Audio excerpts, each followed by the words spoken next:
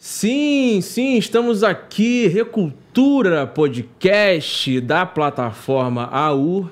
Eu sou o Pedro Bom, comunicador, apresentador, com muita honra desse projeto que eu estou apostando todas as minhas fichas. Estou muito feliz em estar aqui com a minha parceira, amiga, brabíssima comunicadora dessa cidade chamada Marcele Oliveira. Você tá bem, Marcele? Salve, salve, Pedro Bom. Salve, salve, AUR. Todo mundo que estiver aí nos ouvindo, se chama Marcele Oliveira. Tô muito feliz em poder ter aqui essa troca de ideia no Recultura Podcast. Vamos falar sobre tudo e muito mais dentro do universo do entretenimento, do universo da música, do universo das pretitudes que nos atravessam. Tem muita coisa boa aí pra vir e estamos bem acompanhados, estamos bem orientados e você não pode ficar de fora. Assina aí, acompanha. Yes. Esse podcast vai dar o que falar. Com certeza, a Recultura Podcast vai trazer uma grande diversidade de símbolos importantíssimos do nosso mercado criativo, com uma estética muito urbana, com papos muito afiados, sempre trazendo inteligência, sempre trazendo assuntos muito relevantes do que a gente vive hoje. E aqui eu tenho a honra de trazer um cara que sim, posso falar com todo respeito e com a boca mais cheia possível, uma das grandes referências da minha geração, o cara que vem defendendo pautas interessantíssimas, o cara que é um profissional incrível, futuro papai de gêmeos, Akin e Malik. Que responsabilidade, né? Que responsabilidade. E o cara é boa pinta pra caramba, gente. Desculpa. O cara é bonito. Deboche Alto cedo, nível, cara. né? O cara é Recultura bonito. Não Podcast tem alto como. nível. Não tem como chegar e falar que o cara não é boa pinta. O cara é bonito. Tem que falar que o cara é bonito, pô. O cara é boa pinta. Muito cedo pra fazer deboche, cara. Marco Luca Valentim. Satisfação. Meu irmão, meu satisfação. mano. Obrigado por você estar aqui com a gente, cara. Que isso, um prazer, uma honra. Agora amigo também, falei que esse é seu amigo. Somos amigos já também. Cara, eu nem hesitei, eu até comentei com vocês ali fora, que quando veio o convite eu nem sabia qual era o assunto. Sim. Falei, vamos. Sim.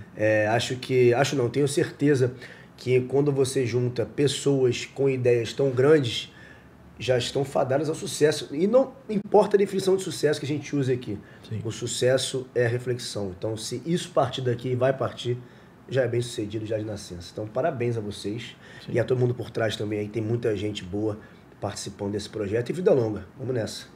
Vida longa de verdade, torcendo muito para que ele de fato dê certo, e com a sua presença aqui a gente está literalmente no caminho certo. E Marco, eu quero te pedir para você se apresentar um pouquinho, falar literalmente ali sobre suas vivências rapidamente, se apresentar como pessoa de verdade, como você se gosta em ser conhecido, assim, sacou?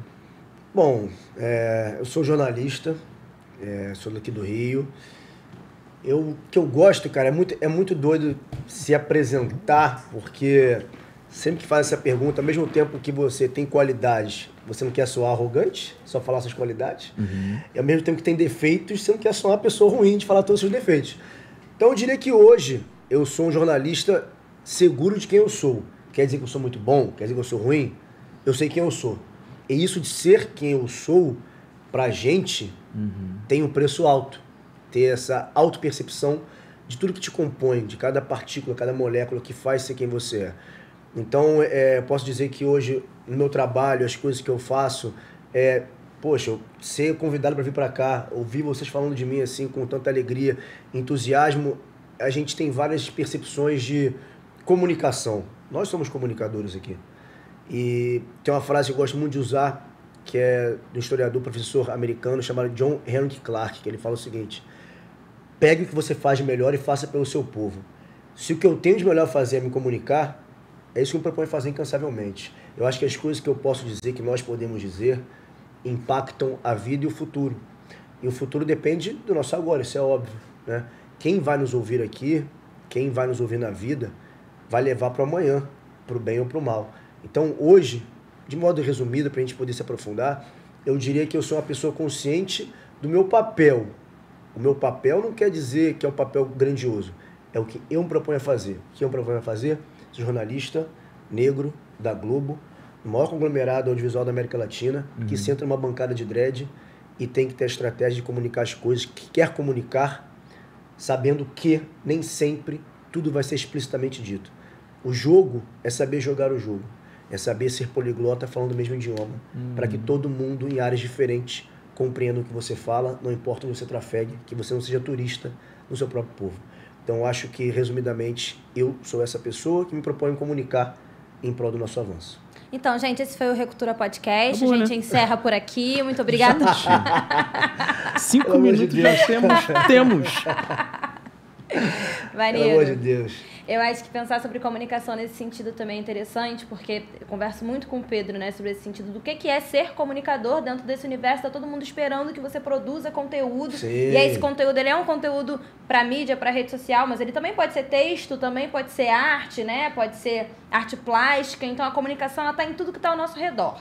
Isso é um ponto Certo. que eu fui entendendo, né, ao longo aí da minha trajetória em produção cultural, em comunicação, e agora minha trajetória também é atravessada muito pelo ativismo climático, é uma coisa muito específica, que vai falar de forma ampla, né, sobre impactos das emergências climáticas, das mudanças climáticas na nossa vida. E aí, estudando isso, eu cheguei num lugar, para mim, que é a pergunta que eu acho que eu vou fazer para todo mundo a partir de agora, que é como que esse tema me achou? Como que eu, Marcele, virei ativista climática? Porque lá em Realengo a gente tem a luta por um parque verde.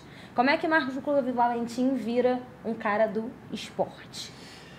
Cara, pra mim foi até um caminho lógico. Embora eu nunca tenha pensado assim, vou trabalhar no esporte, eu sempre pratiquei vários esportes. E até por isso, até hoje pratico vários, e até por isso eu vivo quebrado, tô sempre machucado. Tô sempre machucado, porque futebol, Muay Thai, futebol americano, boxe, capoeira, basquete. Então, na corrida, foi uma coisa natural trabalhar com esporte. Porém, o caminho não foi natural. O natural seria ser um atleta, né?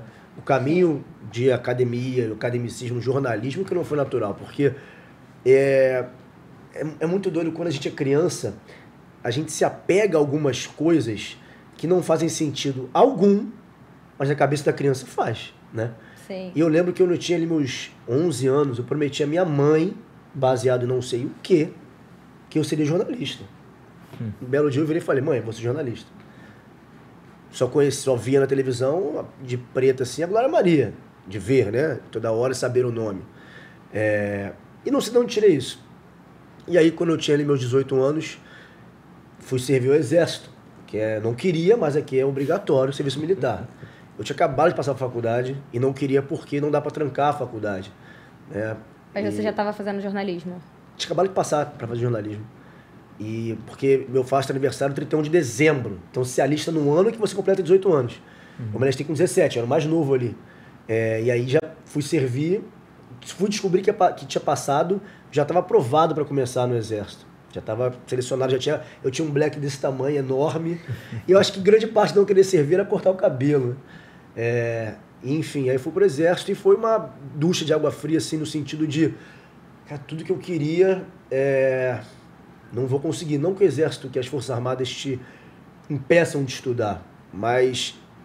Bom, eu era da cozinha do exército, onde eu trabalhava. Mas só um ponto, mas você Claro. entra no exército por uma questão financeira? Você precisava daquele soldo ali? Ou você entrou por família? Por que você continua quando você se alista na... Então, eu fui me alistar porque era obrigado. Querer eu não queria. Sim. Eu tinha acabado de passar para a faculdade e eu tinha certeza na minha cabeça que... A ideia romântica, né? Primeiro período de faculdade, já ia estagiar, ia ter um dinheiro para ajudar em casa. Eu falei, não preciso ir pro exército, eu vou estagiar, vou arrumar agora um trabalho formal, já fazer algumas coisas menores assim, para minha tia, distribuir um jornalzinho lá. Mas eu tinha certeza que ia estagiar na parada que ia ganhar dinheiro, né? Mas o exército eu entrei não que eu queria. Eu não queria servir o exército. Sim. Fui obrigado a servir. E aí você tem um ano para ficar lá dentro, né? Um ano até você poder sair ou engajar na carreira militar. Só que quando eu entrei, e eu pensei assim, bom, eu não sei se vocês se ligam em signo, tá? Eu sou capricorniano e eu tenho os dois pés assim, ó, fincados no chão. Eu tô aqui, eu sou prático, eu já estou aqui Sim. no exército, eu vou ser o melhor que eu posso ser. Sim. Eu não vou, se eu for ruim... Bem capricorniano, de fato. Pois é. Eu não vou a lugar nenhum, se eu for ruim eu vou acabar, sei lá, sendo punido, porque você percebe algumas questões de unidade que as Forças Armadas propõem. Eu cansei de me ferrar por causa dos outros. Éramos 200 soldados, então se um fazia besteira, todo mundo pagava. Então você cria um sentido de, a gente pode não se gostar, mas se a gente não agir na mesma direção, vai todo mundo pagar. Então você cria esse sentido assim. Então eu pensava, bom, eu tô aqui já, não queria estar, vou dar meu máximo, passar esse um ano aí de perrengue aqui, porque além de tudo, o perrengue a que eu me refiro é porque no rancho era a cozinha, que é a parte do estudo que me impedia de estudar. Eu dormia um dia no quartel, um dia em casa. Eu ia todos os dias pro quartel, um dia eu dormia lá, um dia em casa. Por quê? Eu tinha que fazer o café da manhã da tropa. Eu era da cozinha. Então, 5 da manhã eu tava na cozinha, fazendo mingau, fazendo pão, fazendo café, pra galera que acordasse, fosse tomar café, já tava tudo pronto. E não tinha como eu ir à faculdade terça e quinta só, não existe isso. Eu tinha que estar todo dia lá. Enfim, passei um ano. E aí, uma outra camada muito, muito importante para se entender esses moleques pretos que a gente tem. Por quê? Chega no exército, em um certo momento, eu sempre confidenciei aos mais próximos, assim, meus amigos, que eu tenho alguns até hoje, com quem converso, sempre falei que eu queria ser jornalista. Eu externava isso. Tinha gente lá que... Isso é muito doido. Tinha gente lá que não queria servir e estava lá. A maioria queria, mas muita gente não queria e estava, e muita gente que queria e precisava não tinha seguido. Que não faz nenhum sentido, mas enfim. A gente confidenciava essas coisas, que é isso, tinha esse sentido de unidade, a gente comentava sobre vida, conversava, tinha muito tempo lá dentro, né? A gente passava mais tempo lá do que em casa. E essa frase foi chegar no ouvido de um sargento lá, que era o sargento do meu pelotão. Eram 4 pelotões, cada um com 50 soldados, totalizando 200 soldados. Eu estava em forma, um belo dia, esse sargento veio. Soldado, sai de forma. E eu, não parece, mas eu sou muito tímido. É porque só tem nós dois aqui. E eu era muito mais tímido. Da timidez no trabalho, por causa do meu trabalho também, ajudou. Sim. Ele me chamou pra frente, eu já estava desesperado. Aí eu fui lá pra frente, ele falou assim, fiquei sabendo que o senhor quer sair do exército para estudar. Quer estudar o quê, soldado? Eu falei, jornalismo. E assim, todo mundo na minha frente, né? Olhando assim. O sargento, jornalismo, soldado? Tu já viu um jornalista preto, soldado? Teu lugar é aqui. O cara era preto? O cara era preto. Mais profundo ainda. Aí na hora, eu tinha 18 anos, eu não sabia de nada, sabia que eu era preto, isso eu nunca tive dúvida, mas o que tá dizendo pra mim? O que tá me destruindo assim, tipo, por quê? Até aqui eu pensava que eu ia ser, aí já me botaram aqui que eu não queria, mas ok, vamos lá. E eu nunca fui de levar problema pra casa, nunca cheguei em casa e meu pai e minha mãe se separaram desde que eu tinha 4 anos de idade, só que são amigos, são bem amigos. Minha mãe é madrinha de meu outro irmão, de outro casamento, minha família é bem unida nesse sentido. Isso eu falei, cara, eu não vou falar pra minha mãe isso em casa. Eu vou resolver. Como? Não sei. Não sabe. Não sei. Vou resolver dentro de mim.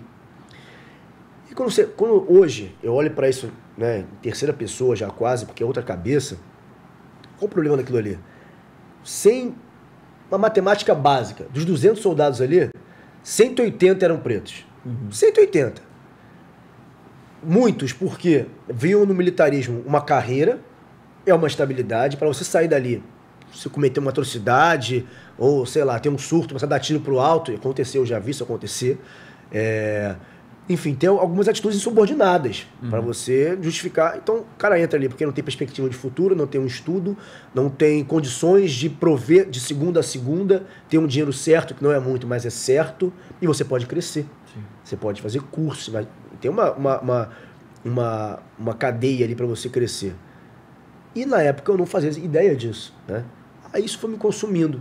De modo que na última semana da baixa, que era quando você podia engajar, que são pouquíssimas vagas para seguir a carreira, né? De 200, acho que tinham, sei lá, 15 vagas. Você tinha que se destacar em algumas áreas, ser indicado por teus superiores para poder seguir. E eu já tinha ganhado um diploma, tem 3 diplomas. Tem melhor atirador, que eu fui tenebroso dando tiro.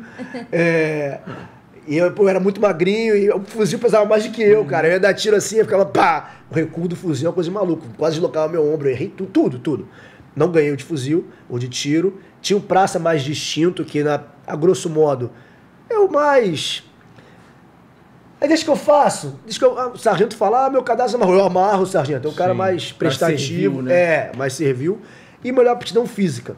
Que, como eu disse, eu era um chassi de grilo, mas eu corria muito. Sim. Então eu ganhei esse diploma. Eu já largava na frente para poder seguir a carreira militar. E aí quando chegou nessa última semana, veio um tenente e falou, eu tenho uma vaga para você seguir. Você quer? Você foi destacado para isso. Eu falei, já não vou voltar para estudar. O sargento falou que eu não posso ser jornalista.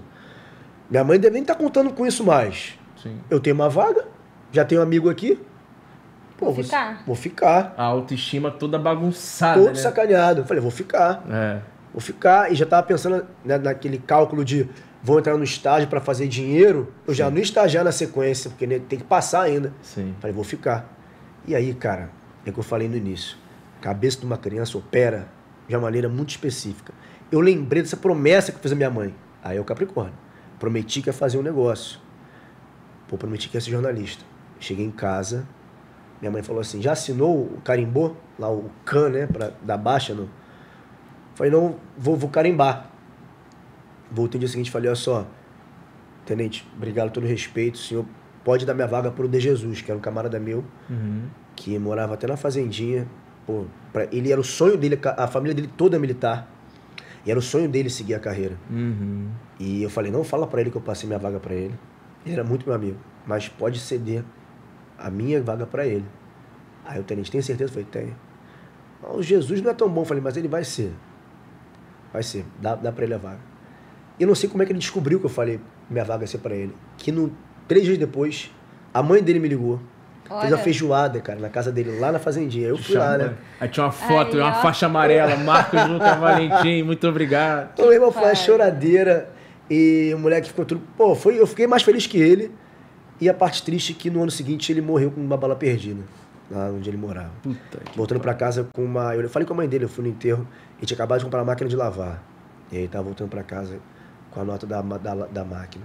Enfim, eu saí por essa promessa que eu fiz à minha mãe. Falei, cara, eu falei que ia ser esse negócio aí. Eu vou pelo menos tentar ser jornalista. Sim. E aí eu saí. Sabe um ponto que é importante sobre isso? É algo que eu sempre cito com relação à nossa mentalidade e como a gente é construído, né? A maioria de nós tem um teto para o sonho, sabe qual é? E esse teto é um teto, de certa forma, de médio para baixo, porque você não consegue se identificar e descobrir aonde você consegue chegar. E esses 200, esses 190 que representam aquele momento do exército, os caras estão ali porque eles literalmente não sabem quem eles são de verdade, sabe? Não. E quando você não sabe quem você é de verdade, você não sabe onde você pode literalmente chegar. E é um conjunto de fatores que é tão sensível e essencial para a gente conseguir chegar em outros lugares que a gente vem ali batalhando para chegar em outro lugar. E É o caso do sargento, porque o sargento era um cara preto. Literalmente. E hoje eu vejo assim, se ele falou pra mim isso, você não existe jornalista preto, teu lugar é aqui. Alguém falou pra ele isso em algum momento, ou ele entendeu que ele não poderia ser nada além daquilo ali. Sim. Talvez nem sargento ele quisesse ser, mas foi a única possibilidade que se apresentou a ele. Sim. Ó, eu tô aqui, se eu seguir aqui, eu vou seguir nessa carreira. Então, quando a gente é apresentado só uma versão do que a gente pode ser. É esperado que a mulher preta seja assim, que o homem preto seja assado. Sim. Quando você retira versões, você retira possibilidades. Porque eu não sei o que eu sou possível de fazer. O que pra mim, o que eu estou desenhado para fazer o que além do óbvio? Não sei. E isso é muito ruim porque hoje eu entendo isso. E eu entendo porque sim, porque foram vários caminhos até aqui. Mas tem muita gente que não entende e reforça sendo vítima desse aprisionamento de alma, aprisionamento de potência, sim. Que eu sou isso aqui porque disseram que é prosseguir isso aqui. Né? Então isso quando eu lembro que na época eu falava, cara, sargento maldito, cara, quem ele pensa que é pra falar que eu posso, que eu não posso? Quando eu comecei a estagiar, né? Comecei a estagiar logo de cara assim, no Afro-Reg, depois fui pro SBT, e eu pensando, cara, o cara falava que eu não podia ser jornalista, sabe? Aí depois eu fui entender esse cara, né? Tipo, eu fui entender quem botou isso na cabeça dele.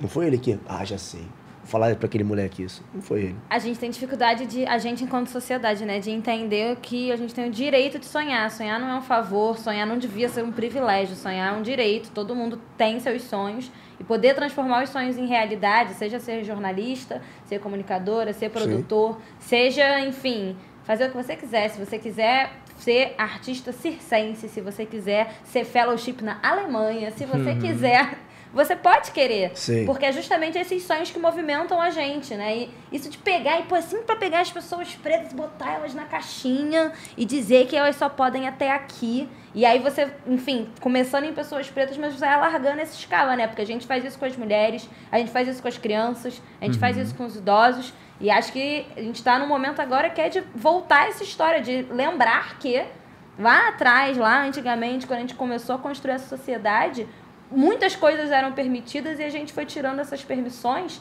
por conta dessa estrutura que a gente criou e que é criada. A estrutura que a gente criou, ela é montada a partir de ideias, né, que foram chegando em consensos. Sim. Não sei se foi um consenso com você, ou com quem nos assiste, mas foram consensos aí que firmaram o jeito com que a gente vive. Mas o jeito que a gente vive pode e tem que mudar. Convencionou-se que era isso. Ele pode e tem que mudar. Muda através da arte, muda através da política, muda através da comunicação. Acho que tem muito disso. E existem cabrestos mentais, né? Que é quase como se fosse uma escravidão invisível, assim, sacou? É um cabresto invisível que fica te segurando. E dentro desse pacto, que para mim é um pacto, né? É um pacto entre Estado, enfim, famílias poucas que são literalmente milionárias nesse país.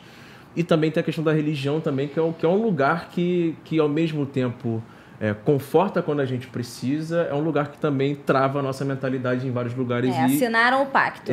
É a assinatura literal do pacto, assim. E muito provavelmente dentro do exército, daqueles 190, sei lá, 120 deveriam ser evangélicos, assim, não falando mal da religião. Mas queria passar para você, queria te perguntar sobre isso. Você teve algum atravessamento religioso ao longo da sua trajetória, de família? Como é que era esse ambiente, assim, no início da sua vida? Cara, na minha família, nunca tive uma religião muito forte desenhada, assim, não. A família, a gente é católico, a gente é evangélico, a gente é de Umbanda, a gente é Buda, hindu. Nunca teve isso, assim. Mas alguns personagens da minha família eram mais explícitos na manifestação de suas fés, de suas crenças. Eu tenho a figura da minha avó materna, que era aquela que acordava cedo, botava o rádio, ouvia Padre Marcelo Rossi e botava um copo d'água na janela. Aquelas vinhetinhas da Rádio Globo, lembra? Aquelas vinhetinhas da AM. Chegava lá de manhã, ela nem atendia a porta, é hora do rádio. O pai vai tocar aí, esquece. E, por outro lado, a minha mãe acreditava em tudo, acredita até hoje em tudo, assim. Tem crenças diversas, que é mais como eu me vejo também. Eu não cheguei... Eu lembro que eu nem fui batizado. Eu fui ser batizado na Igreja Católica, que tem esse ritual, nasceu o batismo, né? Não importa qual religião você vai seguir, né? 90% já entra na Igreja Católica nesse ritual do batismo. Eu fui ser batizado com 12 anos de idade, porque um outro irmão, acho que... Não, minto. Minha prima nasceu, iam batizar minha prima. Batiza o Luca, que não foi batizado até hoje. Aí foi tipo isso, sabe? Aí fui lá ser batizado, porque tinha que fazer a primeira comunhão, enfim. Eu estudei num colégio que era de freira, um colégio particular. E, bom, era eu, mas, sei lá, tinham 10 pretos ali, todo mundo tinha bolsa ou algum desconto pra estar ali, né? E eu me batizei no colégio. E me chamavam de anticristo, cara. Eu já fui chamado de papo reto. Caralho, anticristo é pesado. Anticristo. Imagina, minha mãe foi chamada... Porque assim, eu tenho mais outros irmãos, né? Imediatamente abaixo de mim, o moleque era o catiço. Ele era, porque ele era ruim. Ele batia, ele cuspia nos outros, entendeu? Tacava pedra. Eu só era muito bagunceiro. Eu era bagunceiro. Fazia a prova e dava raiva ao professor que fazia a prova, sei lá, tirava 10... Ia tocar o terror, ia pra janela, ia fazer gaivota, mas já tirei 10. Era inteligente, que dava trabalho, mas não tinha como expulsar do colégio porque era inteligente, tá ligado? Exatamente. Assim, o cara entregava na nota. Mas quem não pode fazer bagunça? Aí tirou 10, tirou 9. Então isso era perturbador. E aí numa dessas, chamaram minha mãe no colégio. Porque eu tava atrapalhando o desempenho dos outros. Porque eu fazia a minha prova, a galera tá lá fazendo a prova e eu já tô, jogando gaivota, querendo sair. E aí a professora, cara, eu lembro dela perfeitamente, Leda, e eu gosto dela, o pior é esse, de matemática. Ela chamou minha mãe no colégio, Carla, teu filho tá complicado, cara, não tá parando quieto, entendeu? Hoje eu entendo que até alguns exames fizeram em mim na época pra ver se eu tinha alguma parada. E hoje, se fosse hoje, eu teria TDAH, certo? Em algum nível, né? Sim. Mas não tinha essa discussão ali em 2000 e tal. Eu falei, bom... vou na diretora. A mulher, vou levar você pra diretora. Aí foi minha mãe é a diretora, que era uma freira. Aí eu lembro da cena, a gente chegando assim na sala, né? Tinha ali meus 11 anos e tal. Sentando assim. Aí minha mãe sentou do meu lado, é a diretora, a freira. Olha, Carla, tirou óculos assim, não sei muito bem como dizer isso. Mas seu filho é o anticristo. Assim. Te juro, cara.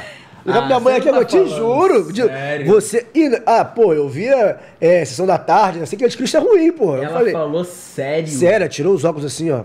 Mas eu estudei numa escola de freira também, lá em Realengo, e tem um pouco dessa energia, de fato, né? De quando você não tá na risca ali da linha do que é entendido como comportamento de uma criança, você automaticamente se transforma em algo ruim. Mas que lugar tipo, de através do medo, mano. é isso. É através do medo. E passar isso pra mãe da criança. E a sua mãe respondeu o quê? Não, a sorte que minha mãe, ela cagou. Falou, tá bom. É o que? Ele vai ser suspenso? Não, só queria... Se a senhora soubesse disso. Aí tá bom, obrigado. Fui pra casa, me deu um esporro, mas no momento me tratou como anticristo pra saber que eu só era bagunceiro, sabe? Só que queriam... Cara, eu lembro dessa época perfeitamente, porque era muito problemático, porque tudo era minha culpa, porque eu era o único moleque preto da turma e acho que do turno da manhã, devia ter mais um ou dois, assim. Então tudo era minha culpa. E aí eu tinha que não... Além de eu ser bagunceiro... Eu não podia ser bagunceiro, porque tinham coisas que faziam coisas ruins mesmo. Tinha mulher que botava fogo na porta da sala. E foi o Marcos. Tipo assim, eu não tava nem na sala. Chegava tudo na tua conta. Tudo na minha conta. E minha mãe falava pra mim isso. Ó, você não pode fazer certas coisas. Então, eu tinha que me moldar pra não ser eu. Não, e também tem aquela perguntinha básica, né? Que agora a gente consegue se fazer. Será que a dona Freira faria essa pergunta para um moleque e para uma mãe branca? Com certeza não, porque tem 2 pontos. Primeiro, eu não pagava a escola. Então eu saí ou não... Já era um favor, não vai perder renda nenhuma. Não paga mesmo. Sei. E outra, eu via, cara... Tem algumas coisas que a gente sente, né? Sente, porque eu já... E mesmo que eu não soubesse explicar o que era... Quando você soma vários comportamentos, as coisas fazem sentido, por mais que você não saiba dar nome àquilo ali. Sim. Pô, me empresta o lápis aí. Minha mãe não deixa de emprestar nada. Pô, não esqueci minha borracha. Meu pai falou que não posso te emprestar borracha que você rouba. E eu não tinha nenhum histórico de roubo, tá?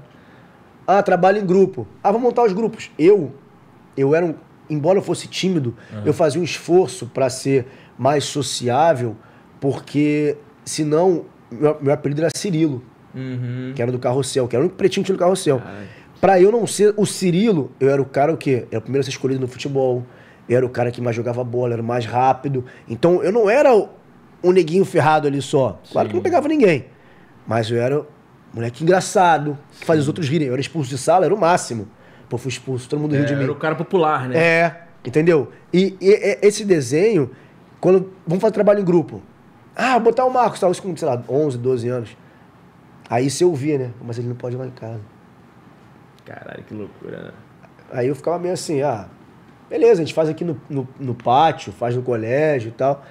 E aí eu lembro de, depois de muito tempo, né? Eu expus algum desses casos no Facebook, fiz um texto um tempo atrás. E uma galera que estudava comigo na época... Nossa, teve isso, eu não lembrava. Lembrar não, porque quem faz normalmente esquece, óbvio. né? Quem faz não costuma lembrar, remoer. Minha mãe falou Como isso. é que isso afeta, né, o desenvolvimento. Tinha uma sexta-feira que era dia de levar brinquedo pro colégio, né? E aí, chegava uns moleques lá com, sei lá, com uns aviões, bagulho de paraquedas. Aí eu tinha uns ioiô que ganhavam na Coca-Cola, né? Ioiô da Fanta e tal. Me amarrava no ioiô. E aí tinha um moleque que era meu amigo mesmo, assim, muito amigo. Ele tinha uma situação financeira muito boa. Cara, ele me emprestou pra brincar com ele, ele levou um caça, um aviãozão assim, emprestou um boneco com um aviãozinho próprio, né? Então eu ficava brincando. Aí o pai dele veio buscar ele no colégio. E o moleque não estava presente na hora, não sei porquê, tava brincando em outro ponto e eu tava com o avião do moleque. Cara, o pai dele veio e deu um tapão na minha... Falou nada, deu um tapão na minha... Pá! Cadê o Rodrigo? Aí eu olhei assim, aí veio a freira, né? Uma das freiras. Que é isso, sei que lá fulano. Rodrigo sumiu! Como se além de ter roubado o filho dele, tivesse matado a criança, né? Aí o moleque veio assim depois, sei lá, oi pai e tal, eles foram embora. Então quando você soma esses comportamentos teu filho é o anticristo, tudo faz sentido. Por que eu era anticristo? Porque só eu era culpado de tudo. E minha mãe sabia disso. Eu não sabia. Mas minha mãe tinha total dimensão do porquê que acontecia. E quando foi que você começou a saber? Quando foi que você entendeu que era essa a questão? Em que momento que... Porque dizem que a grande ficha, ela cai. E tem gente que não caiu até hoje, tá? Aí a grande ficha, ela tá aqui na cabeça e não caiu. Mas pra mim caiu algum dia. Algum dia eu olhei e falei, cara, eu acho que tem alguma coisa que é diferente. É quando você entende, aí você vai lá e olha, e pesquisa, e percebe, olha a família, olha o histórico, as profissões que tivemos, os lugares que a gente ocupou, os sonhos que foram deixados para trás, as vezes que a gente não pôde ter o direito de sonhar, enfim, você entende que tem uma coisa ali. Em que momento que essa ficha caiu para você? Cara, eu acho que no colégio não chegou a cair assim, é isso. Porque, perceba, você é um corpo negro habitando um espaço branco, é adoecedor. Se você não souber, é adoecedor porque você não sabe detectar o que está acontecendo. E se você souber, é adoecedor porque você sabe exatamente o que está acontecendo. Então, nos dois pontos é maléfico. Só que no colégio, eu acho que eu sabia, eu nunca tive dúvida de que eu sou preto, até porque eu sempre fiz muito nagô no cabelo, tinha o cabelo solto, tinha black, fazia um penteado que eu adorava, que era do Sabotagem, achava tudo pro alto, assim, mesmo, desde moleque mesmo, sabe? E isso chamava atenção pro mal no colégio, né? Óbvio. E então, eu acho que no colégio eu não cheguei a ter esse, é porque eu sou preto. No ensino médio, sim. No ensino médio, porque vem a parte afetiva. Vem a parte das brincadeiras, de quem é bonito e quem não é, quem é mais feio da turma era eu. Mas você é engraçado. Pô, vou ficar com o Marcos. Marcos é uma figura, pô. Você é engraçado é bom demais. Bom demais. Você é engraçadinho. E não, eu tinha uma que era maravilhosa. Fofo. Meu irmão, nunca fui chamado de fofo na vida. Só no colégio. Mas o Marcos é fofo. Pô. Não, o meu padrinho falava isso. Ele falava assim, quem é feio tem que ser engraçadinho. Tem que se vestir bem. Alguma coisa tem que ter um cabelinho bonitinho. Tem que fazer uma fumaça. Pois é. E essa parte afetiva, eu acho que ficou mais flagrante assim. Pô, não me querem por isso. Ok. Mas essa ficha de entender o que realmente é ser negro em suas variedades foi no Exército. Foi no Exército por esses múltiplos homens negros que eu conheci, por esse sargento que falou o que falou e por ver que oportunidades e possibilidades não são ofertadas. Não porque não existem, mas porque não se conhecem quais são. Não é que a gente não tem referência, a gente tem referências. A gente não conhece nossas referências. A gente não sabe quem são, onde estão, por que estão, como chegaram. A gente sabe de um monte de pessoa branca porque tá lá. Liga a TV, tem um monte de gente branca, agora menos até, mas ainda tem bastante, muito mais que preto. Você sabe por que cada um tá ali. Então não é que a gente não tem referência, a gente não tem acesso a essas referências. Então minha grande virada, o grande estalo, eu percebi isso. No colégio, a parte afetiva me chamou a atenção, né, de não existir. E no Exército eu entendi o que é realmente representa ser um homem negro. Uma ameaça o tempo inteiro, um risco o tempo inteiro. E eu saía do Exército, eu andava de cabeça raspada, então assim, o tempo inteiro ser alvo de dura, o tempo inteiro alguém agarrando a bolsa do teu lado. E não quer dizer que, porque hoje eu uso dread, que eu, sei lá, não tô de farda, que essas coisas também não inspirem outras pessoas, porque inspiram. O racismo alcança a gente em qualquer lugar. Alcança em classe, em gênero, em credo, em tudo. O racismo é uma tecnologia. Se não fosse, teria acabado com a abolição da escravização. Ele se adapta ao tempo e ao espaço. Então ele nos alcança sempre. Só que quando você não tem tanta consciência, você não sabe como se defender. E aí ele pode, de vez, acabar contigo. Como acaba. E quando você não tem consciência, você não verbaliza, né? Porque você ser negro é uma coisa, você saber que é negro, sabe uma diferença sutil sobre isso? Você verbalizar, Sim. Você conversar sobre isso, você de fato trazer essa discussão é uma outra coisa. E também o esporte também traz um pouco dessa leveza também, de certa forma, e daqui a pouco a gente entra nesse papo. Eu nem respondi a pergunta do esporte, eu vou chegar lá. Me perdi. Era a medula, foi um negócio para um lugar, mas depois eu chego lá. Fala aí. Não, tudo bem, daqui a pouco a gente volta. Mas também um ponto interessante sobre isso é a gente conversando sobre... Literalmente, a gente tem comandado algumas conversas sobre essa pauta, né? Sobre a nossa pauta racial. E uma dúvida que me bate muito, vendo, infelizmente, ainda vários casos de racismo contra crianças dentro desses espaços, dentro de colégio, dentro de parque de diversões, né? Não sei se vocês viram agora, há pouco tempo, um bicho de pelúcia grandão ali, passando, dando tchau pra criança. Eu falei assim, gente, que coisa triste. Você sente que as pautas que a gente vem conversando e os avanços que a gente vem também construindo, claro, a partir dos nossos antepassados, mas a nossa geração vem avançando bastante. Você sente que esses papos vêm furando a nossa bolha? Será que os pais brancos de 35, 40 anos vêm conversando com seus filhos sobre o que a gente vem conversando hoje? Não. Eu acho que é muito ilusório e até um pouco de ingenuidade e também de um falso pioneirismo achar que o que a gente vem falando está tendo tanto impulso assim. E eu acho, cara, que um dos grandes problemas assim dessa nossa geração é não todo mundo, tá? Uma massa expressiva comunica pro mesmo meio, sem entender que a quem tem que chegar esse tipo de coisa não tá chegando. Sim. Se você fizer uma pesquisa rápida, um bate-boca, uma favela, de maioria preta, falar racismo estrutural, que é da moda, todo mundo usa. Não, porque o racismo estrutural, que existe, óbvio. Quantos de 10 pessoas vão falar pra você assim, é isso, isso, isso? E por quê? E se você falar assim, Lula ou Bolsonaro, vão te responder rápido. Não importa qual um dos dois. O que chega? É o que eu falo de educação. Eu adoro parafrasear os outros, tá? Malcolm X fala assim, a educação é o nosso passaporte para o futuro, pois o amanhã pertence ao povo que se prepara hoje. Educação não é só academia, é conhecimento. Como você se comunica, para quem e por quê? Sim. Você perde tempo se comunicando com quem? Por quê? Para quê? Por que faz sentido para você isso? A quem você está educando? Quem está do seu lado? Quem você quer do seu lado? Quem você quer na sua frente? Quem você quer lá na frente? Eu sei quem eu quero. Eu perco tempo com o que eu acho que vale a pena. Sim. Eu invisto tempo. Sim. Então, quando esses assuntos, será que as gerações, esses pais estão conversando? Não, porque se tivessem, o cenário não era tão ruim. Porque, perceba, ao mesmo tempo que uma conversa eu tenho muito em casa com a minha senhora, com a Elis, como você adiantou, ela está prestes a botar 2 moleques pretos nesse momento caótico de país, de mundo, e sempre foram conversas desde antes dela engravidar. Pô, imagina como é que vai ser para esses moleques, cara, que nem sabiam que eram meninos ainda na época, né? Crescerem nisso e, pô, eu sei o que é isso, eu sei o que é. A que custo, né, ter uma sanidade mental minimamente aceitável. Ela, não, mas eles vão ter a gente em casa. E sem dúvida. Vão ter a mim e a ela, que é uma mulher sensacional. Preta. E tudo bem, eles vão ter isso. Eles vão saber o valor deles. Eles vão saber quem eles são, por que eles estão aqui, sabe? De onde vieram. Tudo. Se amar.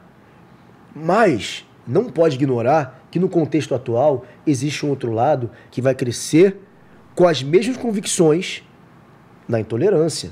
Então, os pais dessa geração estão formando seus filhos pautados na legitimação da intolerância. E quando aqui Kim ou Malik, meus filhos falarem A, o outro vai falar mimimi. Sem nenhum argumento. Então, não posso me iludir e achar que, não, nós estamos revolucionando. Nós vamos revolucionar se a gente chegar em quem tem que chegar. Lélia Gonzalez falava isso. A gente tem que chegar no povo. Quem é o povo? Tá chegando? É um trabalho nosso. Se depender de governo A, B ou C fazer, não vai fazer, porque até agora não tem feito. Pode ter política uma ou outra, ok. Mas a gente tem que fazer pela gente. Sim. E fazer pela gente é conversar. Não dá porque aquele fulano acha que não existe racismo. Em algum momento você não soube o que você sabe hoje, cara. Sim. Sabe? Então, eu acho que essa geração, o que tem de diferencial, e eu posso estar completamente errado, não tem problema admitir, o que eu acho diferencial em nenhum momento a gente conseguiu aliar nesse país aqui, desde que viemos para cá escravizados, não conseguimos alinhar potência e poder. Poder é dinheiro. Com o acesso às universidades pelo sistema de cotas, podendo essas pessoas acessarem a universidade e entrarem no mercado de trabalho para fazerem dinheiro mesmo, investir em seus próprios negócios, pela primeira vez a gente pode ter, nessa geração, a potência que vem da unidade, a coletividade, com o poder que é o dinheiro. Esse é o único caminho possível, na minha concepção, para a transformação. Dinheiro e unidade. Porque se a gente está num mundo capitalista, o capitalismo, quem direciona é o dinheiro. Ter poder é ter dinheiro. Sim. Tendo dinheiro, você tem poder. E se você for a maioria e tiver dinheiro, você não precisa nem ser a maioria do país com dinheiro. Se poucos unidades tiverem dinheiro, é a chave para evoluir. Sim. E eu acho que a próxima geração pode ter isso. Sim. Pelo trabalho que foi feito até hoje, né? E vai continuar sendo feito pelo Recultura, inclusive. Muito obrigado. Óbvio que é. Deu Viu? crédito, mano. Caramba. No final. O nome tá aí. Aqui, ó. Bom demais.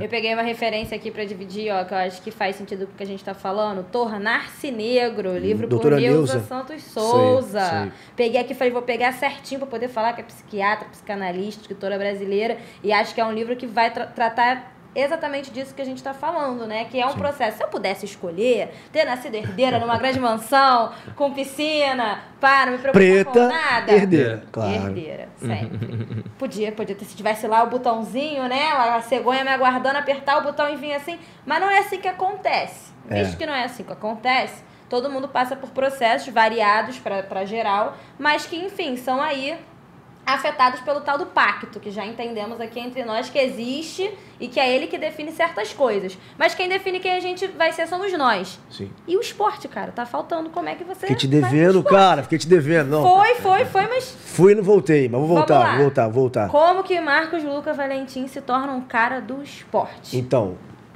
rebobinando, voltei. Tá. Reverso. Porra, Caralho. Rebobinando. Rebobinando é 2000. Não, é 88. Fita. Minha avó. Rebobinar é minha avó. maravilhoso. Aí você tinha o seguinte, falei, sempre gostei muito de esporte, né? E pratiquei vários e pratico ainda. Quando eu saio do exército e vou fazer o jornalismo, começo a estagiar, eu não tinha esse ensejo de ir trabalhar no esporte, nem ir trabalhar na política, ou jornalismo investigativo, ou econômico. Eu quero jornalismo, não importa em qual área. Só que quando você é estagiário de jornalismo, você também não pode escolher, é o que tem. Ó, Marcos, explodiu um bueiro aqui. Tem que ir. Tiroteio em linha amarela. Ó, o ministro da Economia vai dar uma entrevista lá no IBGE divulgando dados do censo. Você acaba indo em tudo. Então, eu estagiei no AfroReg um tempo, na comunicação da AfroReg, ficava muito em Vigário Geral, Parada de Lucas. Aí depois eu fui para SBT, que aí eu de vez entrei no jornalismo mesmo, que era o que eu queria fazer. Não necessariamente televisão, mas redação, ambiente de redação. Tá ali, ver a notícia acontecer, como é que era esse processo. Porque na faculdade tem muita romantização. Eu lembro do primeiro período de faculdade assim. Quem quer fazer, até separar, né, jornalismo e publicidade, tem alguns períodos em comum ainda, matérias em comum. Quem aqui quer fazer jornalismo? A professora perguntou, professora de introdução ao jornalismo. A galera, a maioria, na verdade, levantou a mão. Olha, saiba que vocês não vão ter Natal, Carnaval, Réveillon, os feriados todos aí, final de semana. Quem quer fazer jornalismo? Aí, já diminuiu a galera, porque a galera acha que vai pegar o diploma, dá licença, Bonner, agora é comigo, vai sentar o Jornal Nacional. A pessoa acha que é isso. Acha que me formei. Boa noite. Vai ser isso, ela acha que é Podia isso. ser muito maneiro se fosse. Seria, dá licença, agora é comigo. Acham que é isso. Essa romantização do jornalismo, que é esse glamour de que você tem que usar terno e gravata. Eu vou chegar hoje no esporte, não vou esquecer. Mas a gente vai lembrando de várias paradas, né? Eu lembro desse negócio de terno e gravata, que no colégio tinha aquelas feiras de profissão, né? Sei lá, ali no final do fundamental, ensino médio, sei lá, de 14 anos, 13 anos. Sim. Vou trazer um arquiteto, uma enfermeira, um bombeiro, um pedreiro, um jornalista, para o pessoal já ir buscando o que gostaria de ser. Eu lembro que chegou no colégio, eu estava empolgadíssimo, porque foi na época que eu falei para minha mãe que seria jornalista, né? Pô, vou trazer um cara aqui, eu vou ver quem é. Na minha cabeça, sei lá quem ia ser, mas que fosse alguém da TV, né? Que eu vejo todo dia lá. Aí chegou um cara branco, de terno e gravata. A primeiro ponto, eu falei, cara, eu nunca vou ser esse cara. Primeiro que eu não sou branco. Segundo que nenhum homem da minha família usava terno e gravata. Nunca se imaginou naquela vestimenta. Não, né? eu falei, caraca, pô, tem que usar terno e gravata? Aí já causou um afastamento, né? Aí quando você entra de fato na redação, a maioria, calça jeans, camisa de malha. E aí você vai vendo isso. Aí eu passei no SBT, fiquei lá um tempo, estagiando, e era isso. Ah, Marcos, explodiu um bueiro. Ah, Marcos, tiroteio. Ah, Marcos, incêndio. Ah, Marcos, treino do Vasco. Você vai fazendo tudo. Mas você tem aptidão para mais algum desses? Eu gostava de ir pra rua, fazer matéria, de qualquer coisa. Não estar dentro da redação, né? Eu nunca quis aparecer na TV. Esse é um ponto. Eu nunca quis estar na frente da câmera. Eu gosto de escrever. Eu gostava de fazer o roteiro, de pensar a pauta. Eu gostava mais disso. E aí, tem 2 pontos. Eu não queria estar na TV porque eu não me via ou porque eu achava que eu não tinha aptidão para estar na frente da câmera. São 2 coisas que conversam, né? E aí eu saí do SBT, fui para a Rede TV e eu me formei. E não tinha vaga para ficar lá. Aí eu tinha um amigo que trabalhava na revista chamada Tatame, de luta. É a maior revista de luta do país. E eu praticava luta, eu gostava de luta, eu gosto. E tava precisando de gente lá, de repórter. Falei, cara, eu vou. Vambora. E era um trabalho, cara, cansativo pra caramba, porque especificamente aos sábados, quando tem UFC, né? Então, sábado eu não existia. Geralmente viajando para cobrir um evento, né? Cobrir luta, viajando pelo Brasil e tal. E eu comecei a gostar muito daquilo e foi o primeiro contato que eu tive para trabalhar especificamente com esporte. Né? Como eu falei, fazia às vezes um treino aqui, ia ajudar cobrindo um jogo ali e tal, mas era cotidiano. Eu tava para qualquer coisa. E aí na revista eu fui pra luta. E aí chegou um dia, um cara da Globo, tava tendo um programa de luta, chamado Sport TV, Sensei Combate. Precisava de gente que tivesse conhecimento de luta, né? Eu já tava na revista, tinha 2 anos e assinando capa, fazia as matérias muito boas, entrevistava uns caras que assim, que não falavam com ninguém, tipo Anderson Silva e tal, fazia as paradas maneiras. Viram o meu trabalho e me chamaram para fazer esse programa na Globo. Eu falei, pô, só preciso entrar. Entrei. E aí, entrei em 2016 e lá fiquei. Então, hoje estar no esporte começou pela luta. E aí entrei para fazer parte do time de lutas da Globo como editor, né? Texto, afinal o texto que vai ao ar, daquele crivo final, olha, isso aqui não pode falar, isso aqui não é um nocaute, isso aqui, essas coisas mais editoriais mesmo. E com o tempo fui me alastrando assim com o esporte como um todo, que eu gosto de esporte, não é? Eu gosto de futebol, eu gosto de esporte. Olimpíada pra mim é o ápice da vida assistir uma Olimpíada. Tipo, eu entrei no ano da Olimpíada de 2016, foi no Rio. Cara, era uma loucura, sei lá, eram 14 horas por dia de trabalho e eu achava o máximo. Então eu gosto muito de esporte. Então, embora eu praticasse desde cedo, nunca pensei em ser jornalista esportivo, mas aconteceu e pensando assim hoje era o caminho e óbvio, pela aptidão que eu tenho e o gosto que eu tenho. E o esporte é o instrumento de transformação mais potente que a gente tem na nossa cultura, né? É o que literalmente muda a vida de pessoas, que forma caráteres e ao mesmo tempo forma um ponto essencial que eu enxergo muito em você, que é o ponto da confiança, né? Acho que um dos poucos lugares que a gente vê homens pretos de fato confiantes, sabendo quem eles são de verdade, não sabendo quem eles são de verdade, mas sabendo o que eles podem oferecer para o mundo, é dentro do esporte, dentro da música, da cultura e tal. E isso é um lugar muito sensível, né? Porque a gente vê pessoas pretas, jogadores, atletas que se sentem nesse lugar, que se sentem pessoas poderosíssimas, ainda mais com o lugar do capital para aqueles pouquíssimos que chegam naquele lugar, mas ao mesmo tempo tem uma distância muito grande sobre o que eles pensam, o que eles acham, como eles se encontram como pessoas pretas, assim. Parece que é uma grande blindagem para, tipo assim, não, esse cara aqui tem que ser um fantoche que só tem que executar o futebol, executar aquele ofício, porque ele vai entregar muito ali. Se ele começar a raciocinar muito, fudeu. Ele é um perigo. Ele é um perigo, porque se ele junta alguma coisa na outra, ele explode pra caramba e muda o mundo, ou ele meio que vai começar a não querer fazer aquela função, que é a função de ser jogador de futebol.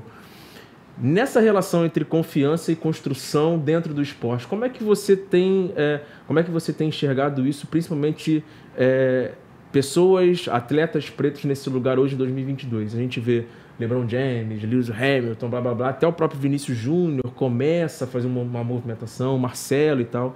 Você vê que tem um lugar de convergência atual entre a questão racial e a questão do esporte? Eu acho que sempre houve, mas os mecanismos de silenciamento eram mais fortes. Exato. Você tinha menos ferramentas para se manifestar. A rede social é a maior delas. Ninguém pode te punir. Ah, não, hoje tu pega um telefone. O telefone é meu, Sim. eu vou postar o que eu quiser. O esporte, eu concordo muito com a tua frase. Pra mim, é mesmo a ferramenta mais transformadora que tem. E não é só do ponto de vista do mais prático, que é o que se vê, de projeto social, de afastar da droga, de salvar da criminalidade, tal, que tá ali gastando tempo estando uma bola. Não só por isso, que é muito válido e é óbvio que acontece, mas porque é democrático. E a nossa bolha intelectual nunca pode afastar e esvaziar esse papo. Nunca. Né? Às vezes eu sinto um pouco disso. Isso. Às vezes tira um pouco do valor do esporte. Ah, não, porque não sei o quê. Começa é lúdico. E começa a colocar os próprios símbolos em lugares pequenos. Ah, porque o relacionamento, aí vai na mulher branca, não sei o quê. Tipo, cara, mas a transformação para aquela família é muito absurda, entendeu? Total. E não só essa transformação acaba sequestrando uma coisa magnífica, enorme, para fazer um ponto próprio. Ah, mas ele fez isso. Ah, mas ele apoiou fulano. Ah, mas ele, sei lá, se não sendo atrocidade, né? Ah, e bateu na mulher. Não sendo isso, sendo apenas, sei lá, escolhas assim. Sim. Eu acho que o esporte é a ferramenta mais democrática, porque nenhum outro setor, gaveta, camada social, ela alcança todo mundo que é na régua mais genuína que tem, que é a paixão. Então o cara rico, pobre, a mulher preta, branca, com deficiência, sem deficiência, você tá lá vendo um jogo, acompanhando um atleta, ali vocês estão amando algo em comum. Tá tocando o coração das pessoas, né? Da mesma forma. Então, quando um atleta vira e fala ele faz um discurso de 10 palavras, vai chegar em todo mundo. Pode ser que o fulano discorde e o outro concorde, mas vai chegar. Nada além disso. Nem a música tem esse poder, porque a música, se eu não gosto desse artista, eu não vou nem ouvir. Sim. Eu não gosto do Gil. Sacrilégio, óbvio que não. Não gosto do Gil. Eu não vou nem ouvir. Então, se ele falou uma coisa importantíssima, não me interessa. O esporte, não. Se você gosta do esporte, se o esporte está ali o tempo inteiro, o cara falou, esse cara falou maluquice, esse cara tá errado. Você ouviu. E coloca um ponto de dedicação muito importante, né? Que também é uma linha muito tênue entre a questão da meritocracia e a questão do ser humano como um todo, né? O esporte, naturalmente, ele vai forçar com que você se dedique, se supere, para você chegar num resultado que é o resultado final, e aquele caminho foi super tortuoso, para você conquistar a medalha, conquistar a vitória, conquistar aquela redenção ali, né? Sim. E são dois lugares também que se confundem muito, né? Principalmente por pessoas pretas que estão dentro do esporte e que defendem muito esse lugar da tal da meritocracia, que a gente sabe que não é a mesma coisa. Nem todo mundo tem aptidão para o esporte, nem todo mundo vai ter aquela aptidão, mas ao mesmo tempo a gente sabe que para qualquer pessoa que queira vencer na vida vai ter que se dedicar pra cacete, sacou? E esse lugar da meritocracia e o lugar dessa sensibilidade é muito importante, né? Mas sabe de onde vem a meritocracia? O que é muito curioso. Eu acho que é o mais... que eu tento mais fazer nos meus debates esportivos na TV, que é o seguinte: eu entendo que o atleta tem que ser cobrado por certos posicionamentos. Ele tem que ser responsabilizado por certas coisas.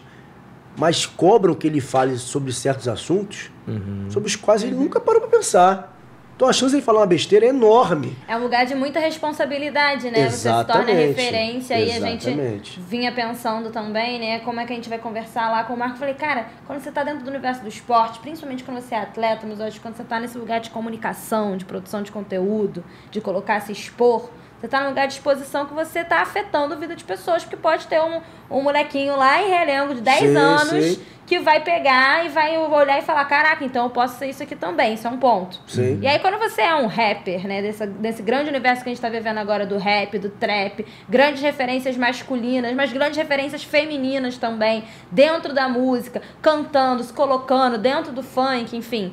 É responsabilidade, que essas pessoas estão só fazendo aquilo que elas sabem fazer, mas a opinião delas e a forma com que elas se expressam nas redes, nas músicas, nos gols, nos símbolos, no que usa, tudo isso interfere e inspira, né, e vira exemplo pra a galera que tá vindo aí e pra gente também, que tá sempre nesse processo de formação. E Sim, tem o produto final, né? É o produto final e mistura muito a nossa potência como criadores de tecnologia. A nossa tecnologia é uma tecnologia literalmente cultural, tanto na música quanto no esporte.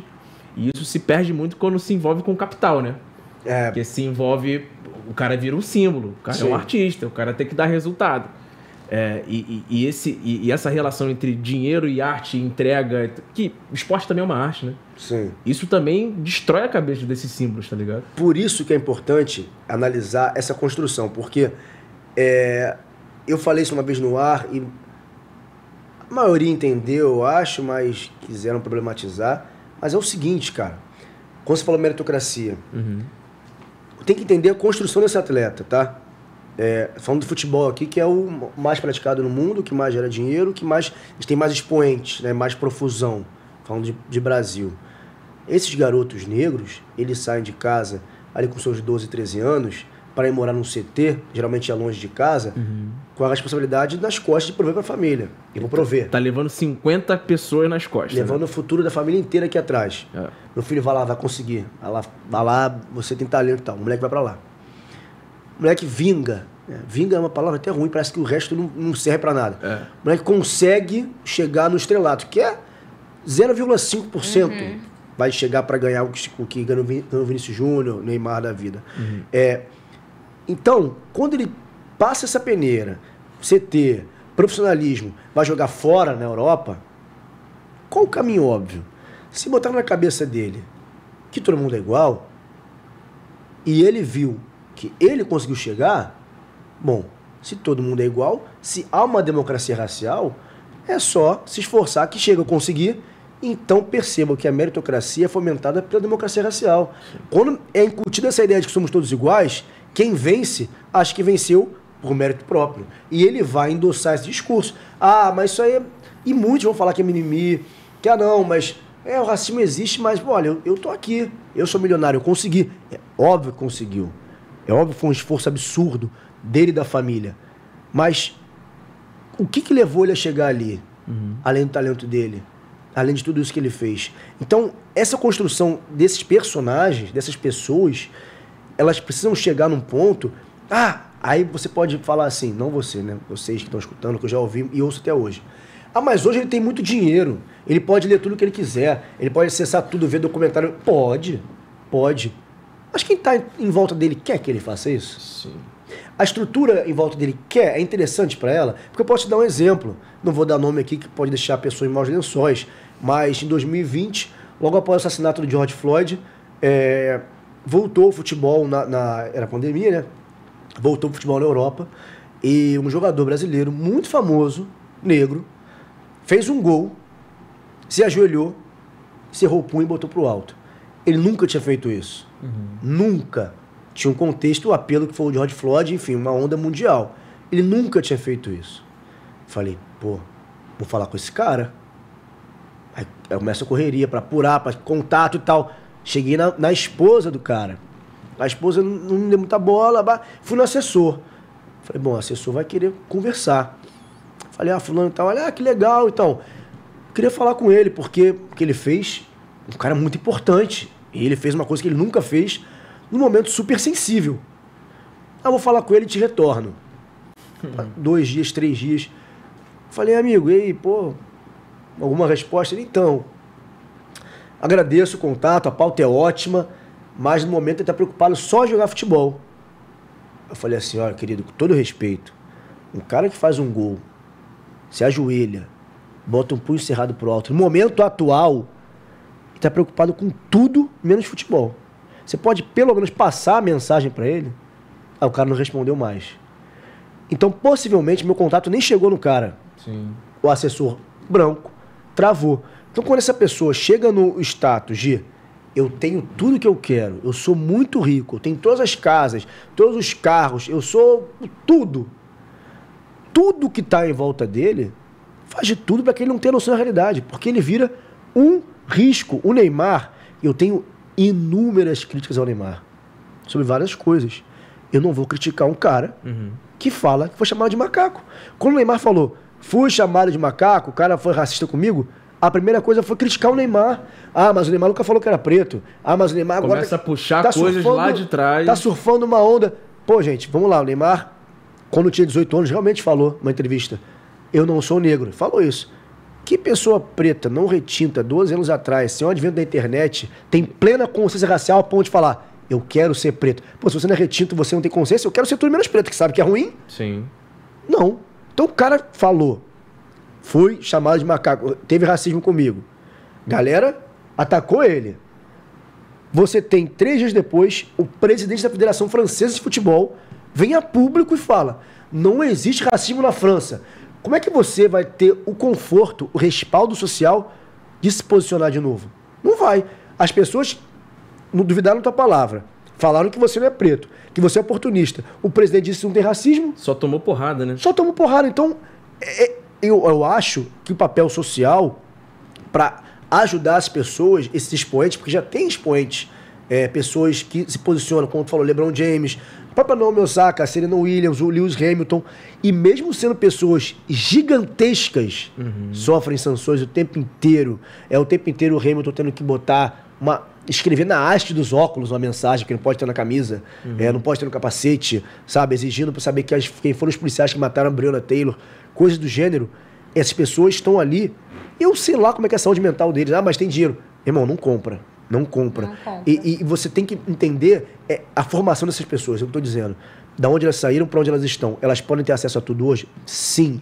Mas é interessante que ao redor dela elas saibam? Não. Porque quando toma conhecimento da realidade, ela vai implodir isso. Sim. Ela vai implodir. Então isso acontece? Ela começa literalmente a raciocinar, né? Sim. Ela começa a refletir sobre si mesma. Tem uma frase, eu entrevistei, olha eu falando aqui, o professor Silvio Almeida, que se tornou um amigo. Queremos você aqui, Silvio Almeida, por favor. O que eu puder ajudar, eu vou ajudar. Posso dizer que se tornou um amigo, assim, a quem eu recorro, um guru. Ele parece um cara sangue bom pra caramba. Irmão, e ex-jogador de futebol, né? O pai dele jogou futebol. O pai dele herdou o apelido do Barbosa. Ele é Barbosinho. O pai dele herdou o apelido do Barbosa, goleiro de 50. Sim. Porque também era preto, virou Barbosa, né? Sim. Enfim. E o cara gosta de uísque também, o uísque ele já tem. Mas enfim, o cara talvez a minha relação com ele seja maior que a dele pra mim. Certamente é. Sim. Eu vejo ele como um guru, assim. Algumas coisas que eu perguntas, a gente consegue se apegar a alguns mentores, isso é bom pra caramba também. É acessível, né? E ele falou pra mim assim, cara, tu falou da confiança aquela hora, ele falou pra mim assim, não é que as pessoas, nós não sejamos confiantes, nós somos confiantes. Acho que a confiança na gente não é depositada. Sim. Então, não é alimentada. E aí ele fala assim, do futebol, se essas pessoas, a gente deixar destruírem esses caras, não sobra nada pra gente, que somos humanos. Então a gente tem que dar o respaldo para essas pessoas para que elas tenham a oportunidade, a possibilidade de falar assim, eu posso me posicionar. Quando, por exemplo, teve o caso do Gerson com o Mano Menezes, o Gerson mentiu, o Gerson inventou, o Gerson é malandro. Aí o cara pensa, vou à delegacia? Vamos falar que eu estou inventando, que eu sou vitimista. Então a gente precisa entender, não é isentar de culpa. O cara pode se informar, ele pode hoje ler um livro, pode botar um documentário, pode, claro que pode. Mas imagina, a gente está aqui, eu sou um cara muito famoso, cheio de dinheiro, são meus amigos, são brancos. Vamos ver aqui Selma, vamos ver aqui 13ª emenda. Não, pra quê? Essas coisas aí, esquece isso aí. Sim. Sabe? Então, não deixa o cara se interessar. Se ele não tiver o respaldo público, social, a gente perde, ele perde e todo mundo vai perder.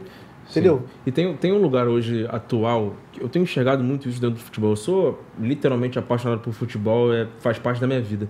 Só que eu não sei se sempre foi assim, ou a gente vai ficando cada vez mais velho, a gente vai enxergando algumas coisas que sempre foram óbvias. Mas eu acho que a pressão que existe dentro do futebol, principalmente agora com o Flamengo, com muito dinheiro, Palmeiras, Atlético e tal, SAF, uma porrada de coisa, a pressão que está sendo exercida dentro da vitória desses clubes, da vitória desses símbolos, eu acho que está meio exacerbada, assim, né? E também eu acho que, no fundo, tem alguma coisa ali meio que misturada com a questão também social. Quanto pior fica o país, Quanto pior fica a questão social, mais a atenção vai para esses lugares de anestesia. O futebol, a música, o entretenimento, começa a se cobrar tantas coisas desses símbolos que acaba se tornando um monstro, assim, sabe? Pão e circo. E eu tenho enxergado um pouco isso nesse lugar, tipo, caralho, tem um ser humano nesse lugar, sabe? Tipo, tem uma questão aí. E aconteceu há pouco tempo atrás o caso do William. O William acabou de voltar. Jogador preto que mantém um black até hoje, né? Bonitão, porra.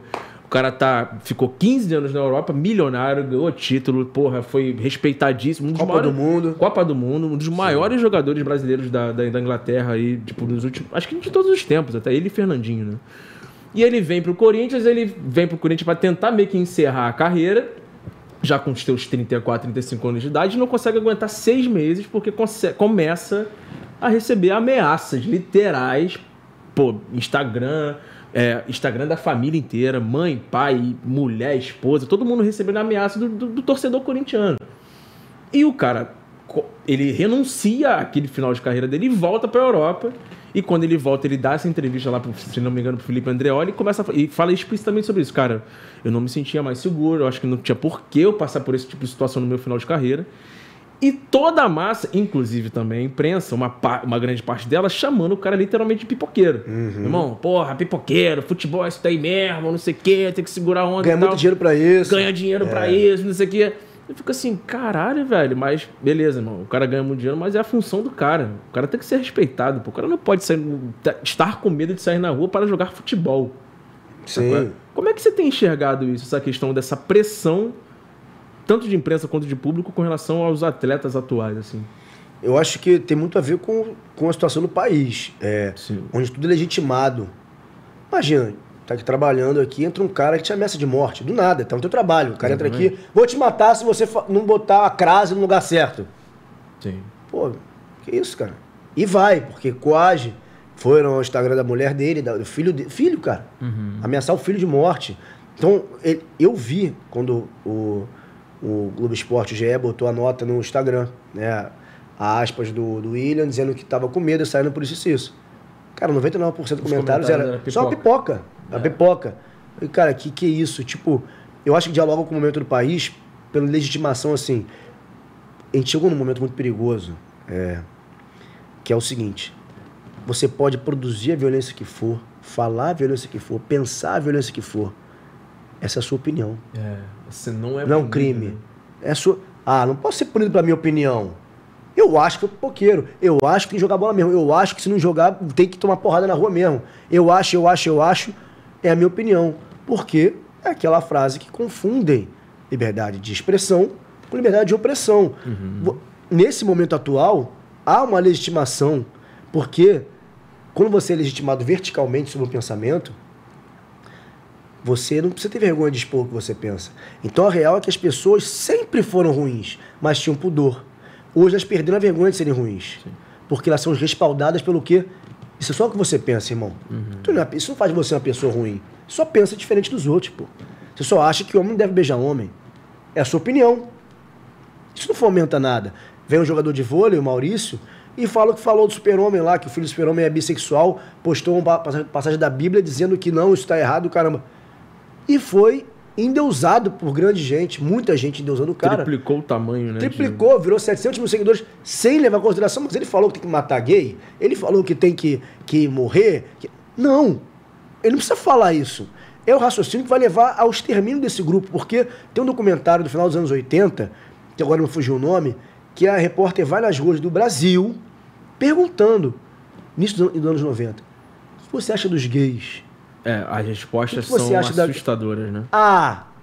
Desvirtuam, né? Tem que morrer. Eu acho que seria melhor matar. E falam sem menor pudor. Não, é melhor matar mesmo. Eu acho que uma doença vai acabar contaminando a sociedade, vai jogar nossas virtudes para baixo. Tem que morrer. Isso tem 30 anos. Então, as pessoas que falavam isso são endossadas, patrocinadas pelo pensamento de que isso é errado.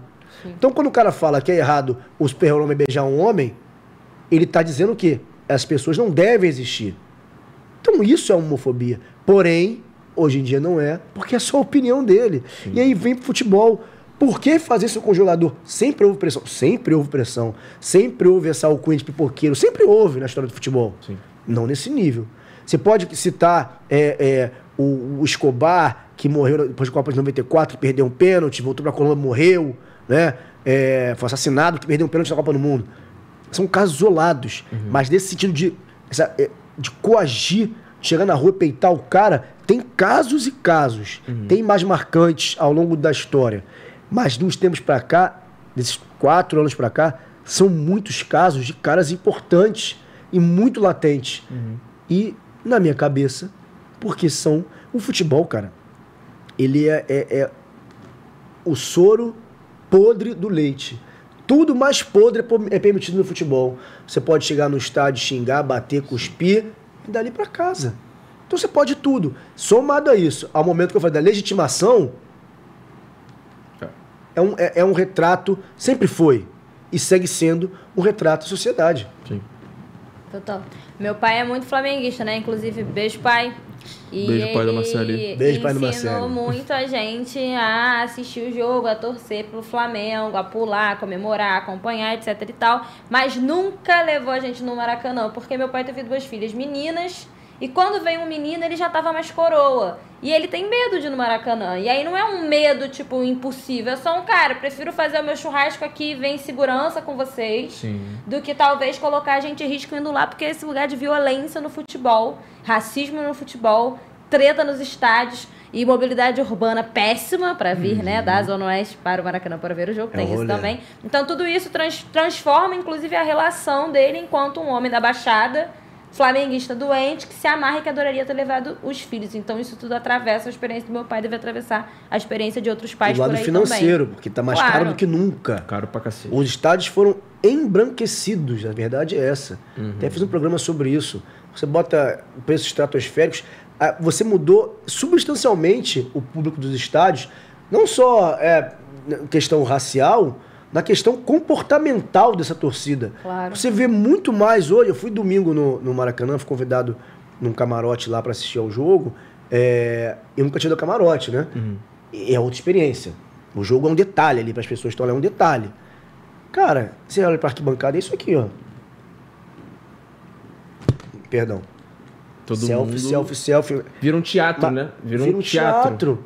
Vira um evento você ir ao Maracanã. É um status. Eu vim ao Maracanã. Você não vai ver o teu time. Você vai postar a foto aqui, ó. Eu tô no Maracanã.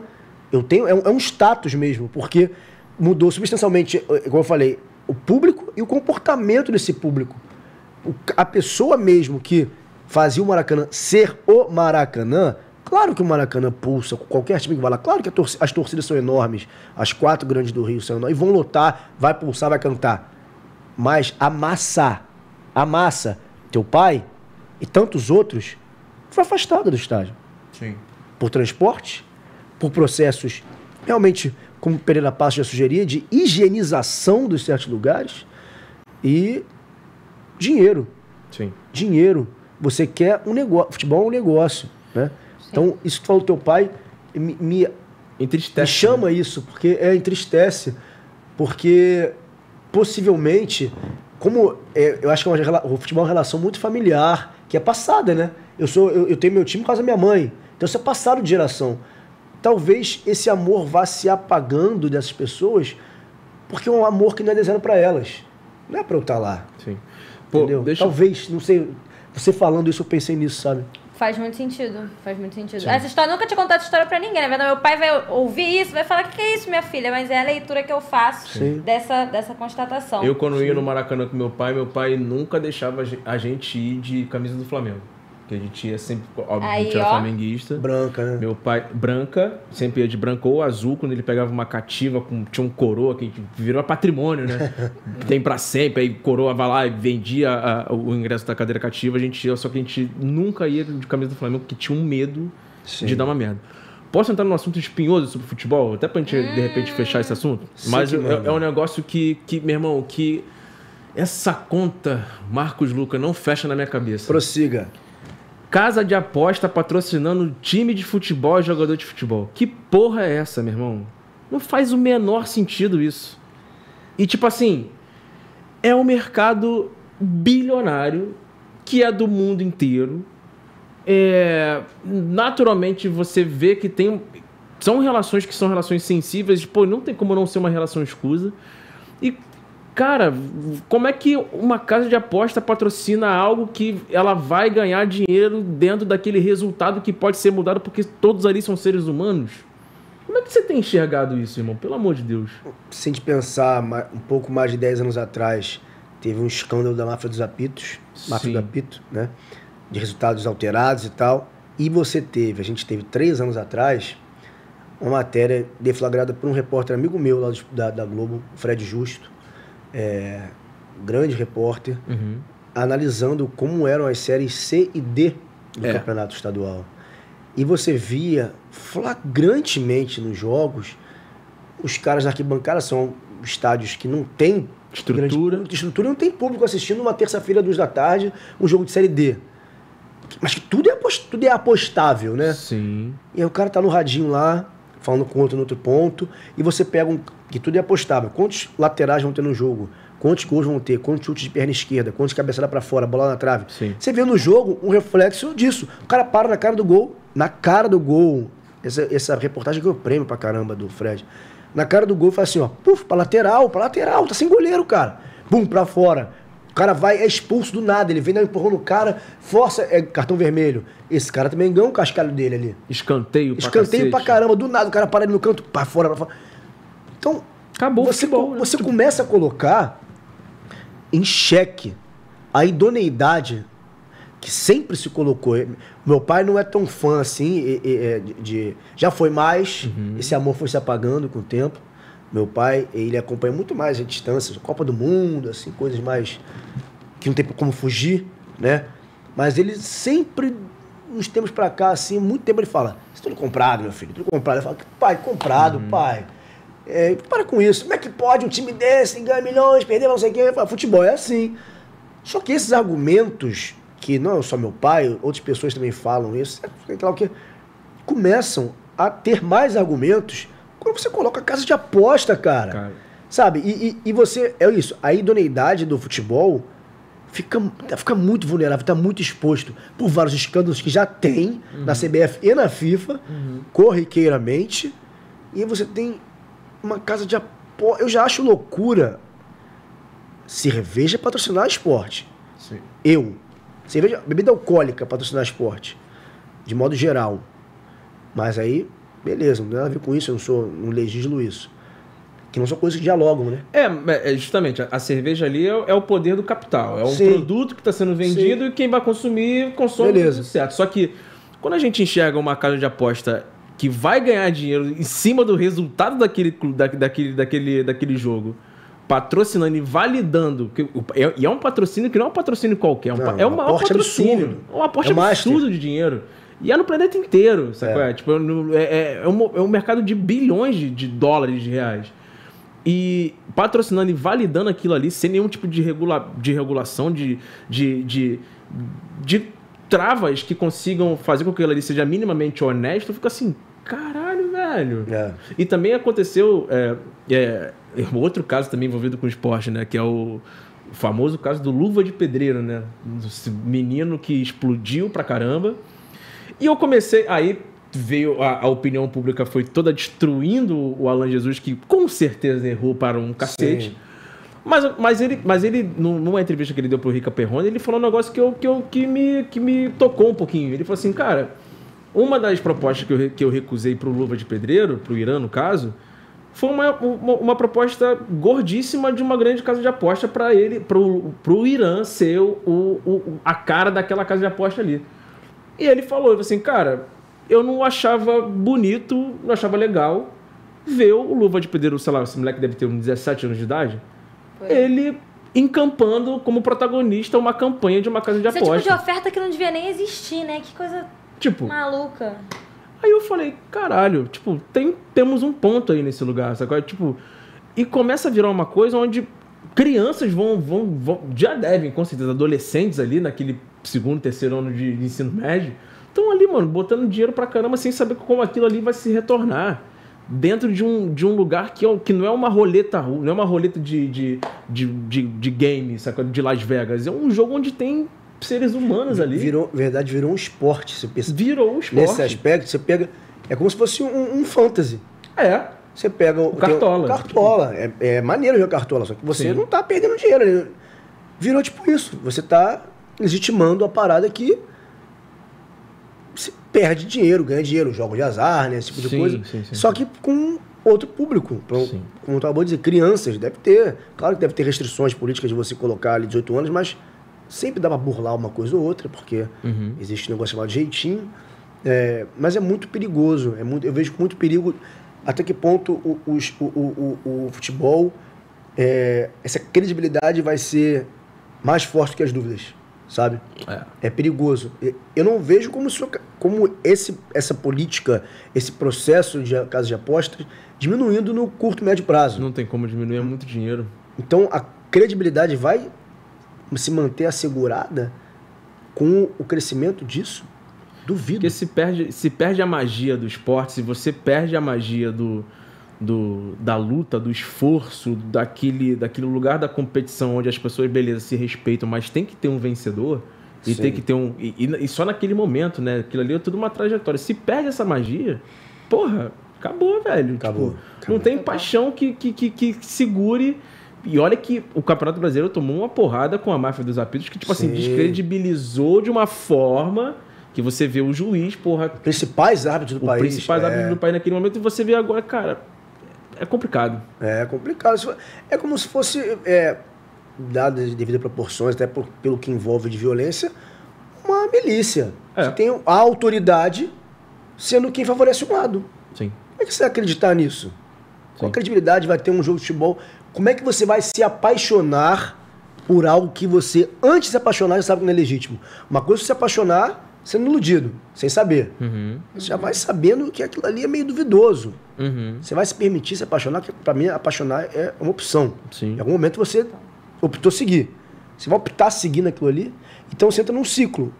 Você entra num circuito perigoso, que é credibilidade entrar em colapso, e a credibilidade vai afetar a paixão, que vai afetar o interesse do público de consumir enquanto organicamente nessa régua do amor, sabe? Eu acho que isso vai gerar um afastamento e talvez só acabe quando o afastamento ficar muito flagrante e não for mais rentável. Sim. Total. Acho.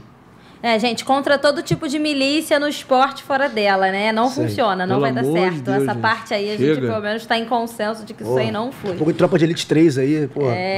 O inimigo agora é outro, mas é o mesmo, mas tá aí. Exatamente. Vamos lá. Porém voltou. Aproveitando então que a gente falou aí de Luva de Pedreiro, também para dar uma chave importante, eu acho que a gente te trouxe aqui para falar com você sobre esporte também, mas para falar um pouco sobre o que é esse papel que você está enquanto comunicador. Você é um cara que emite opinião sobre o seu trabalho, mas também sobre tudo que atravessa a sua vida, atravessa a sua paternidade, as suas relações, aquilo que você acredita pro mundo. Sou sua fã, acompanhe. Estou aqui realizada. Mas, na verdade, eu acho que o Sou Sua Fã também é um lugar porque eu sou uma mulher que escreve, né? Sou uma pessoa que tá aí escrevendo textos. Inclusive, acabei de botar um que é Quem Tem o Direito de Sonhar. Vocês falam no Direito de Sonhar, eu fiquei, yes! Go! Então, estou aí, ó. Estamos conectados. Já acessem aí a página dela. Por favor, gente. Onde vamos é que tá? ler. Onde é que tá? Tá Arroba. no Escola de Ativismo, @MarceliOLIVV.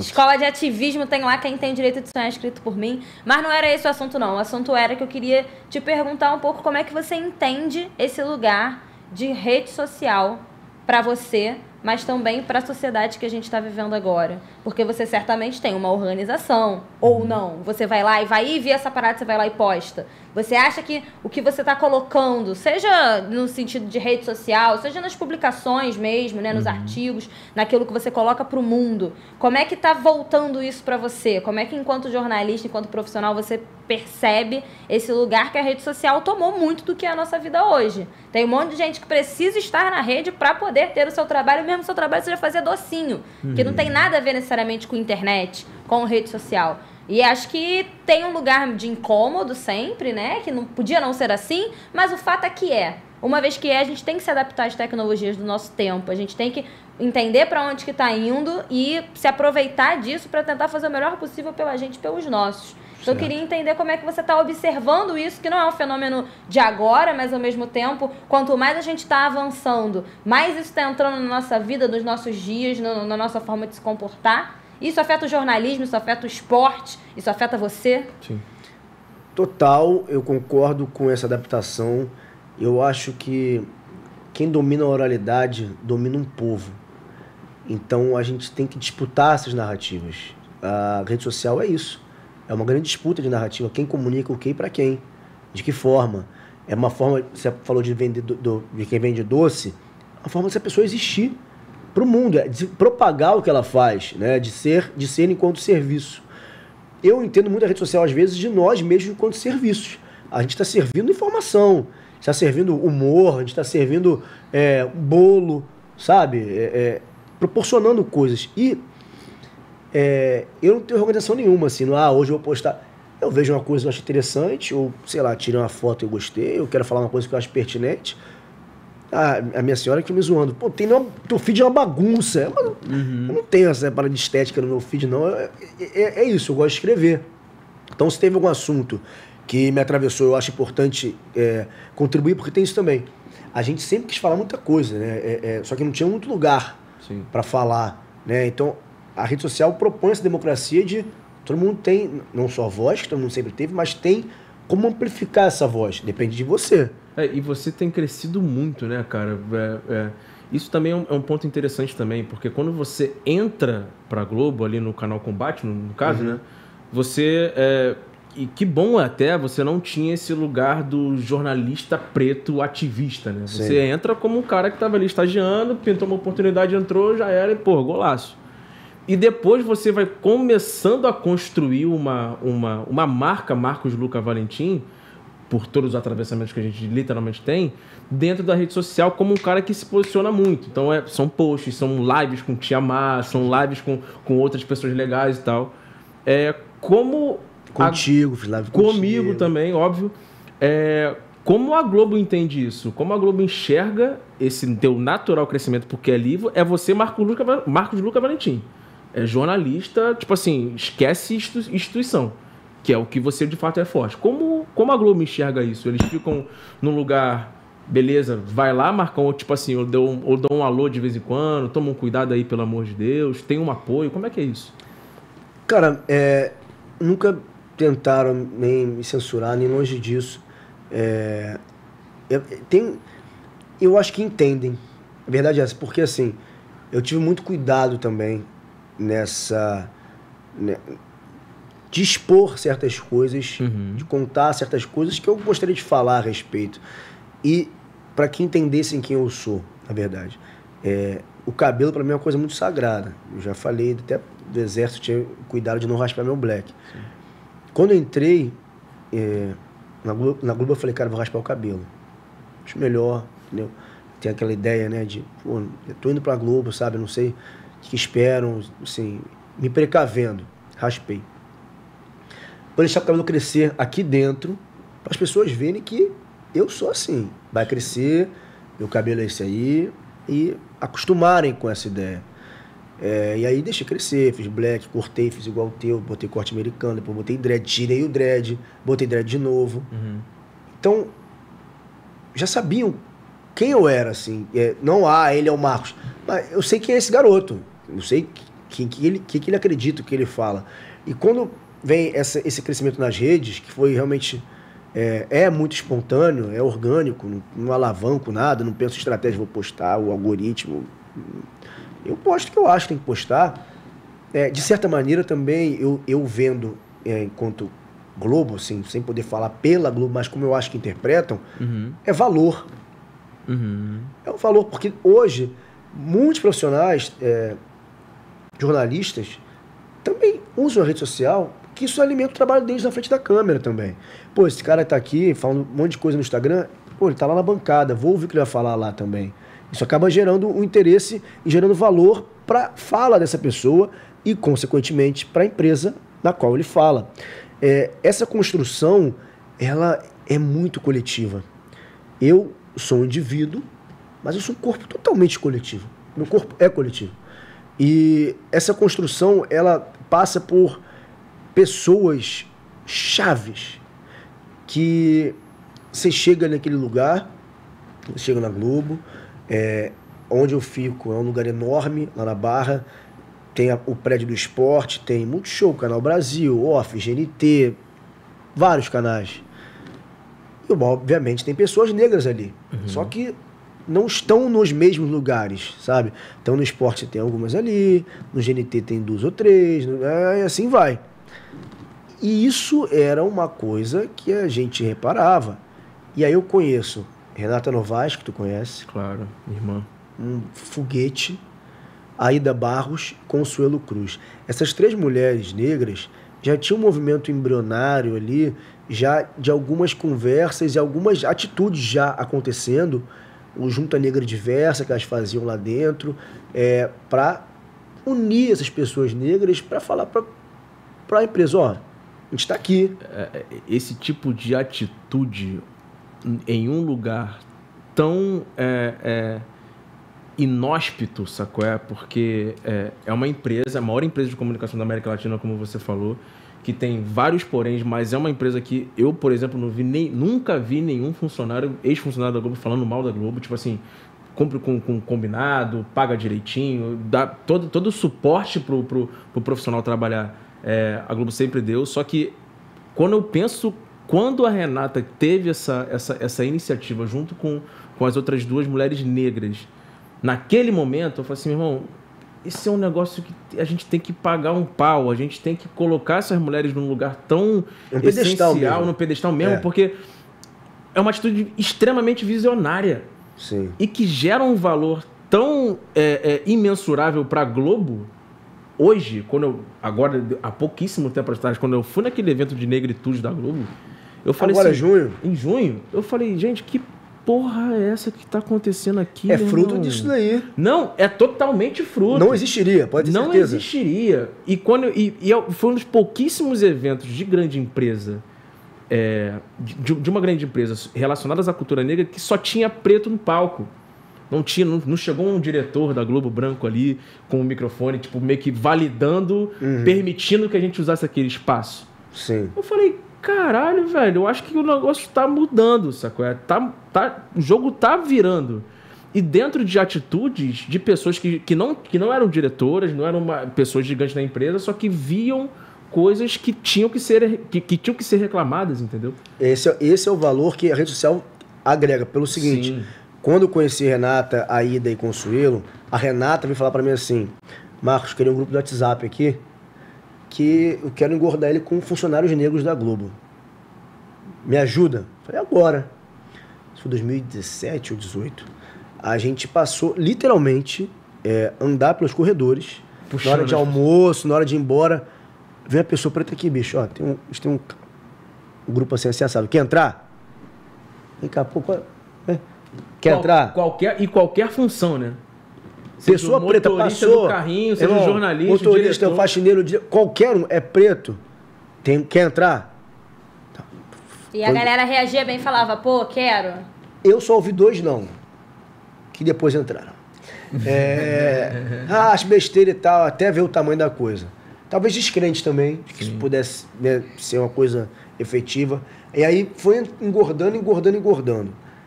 O que é muito curioso, perguntou o negócio como é que a Globo reage a isso. Em 2019, 2020, o Léo Dias me procurou para fazer uma entrevista sobre esse coletivo que a gente criou na Globo. E aí eu comuniquei, obviamente, a Globo, falei, ó, me procurou e tal, como é que eu procedo? E aí tive todas as instruções possíveis, ó, Marcos, é assim assado, o trâmite é esse, até porque é de um outro veículo, né, que não é da Globo e tal, mas não fala, não diga, não converse com ele. É importante, até para o mundo saber que a Globo está nesse vetor. Porque quando a gente começou, era uma coisa orgânica, de funcionários, e a Globo viu nisso o quê? Bom, ó, já há uma coisa acontecendo. O negócio que era de 4 pessoas, hoje tem 200 e pouco no grupo, que é o máximo do WhatsApp. Sim. Como é que a gente pode, né, estar ali também? Criaram uma área de diversidade. A gerente é a Kellen Júlio, a gerente é uma mulher negra.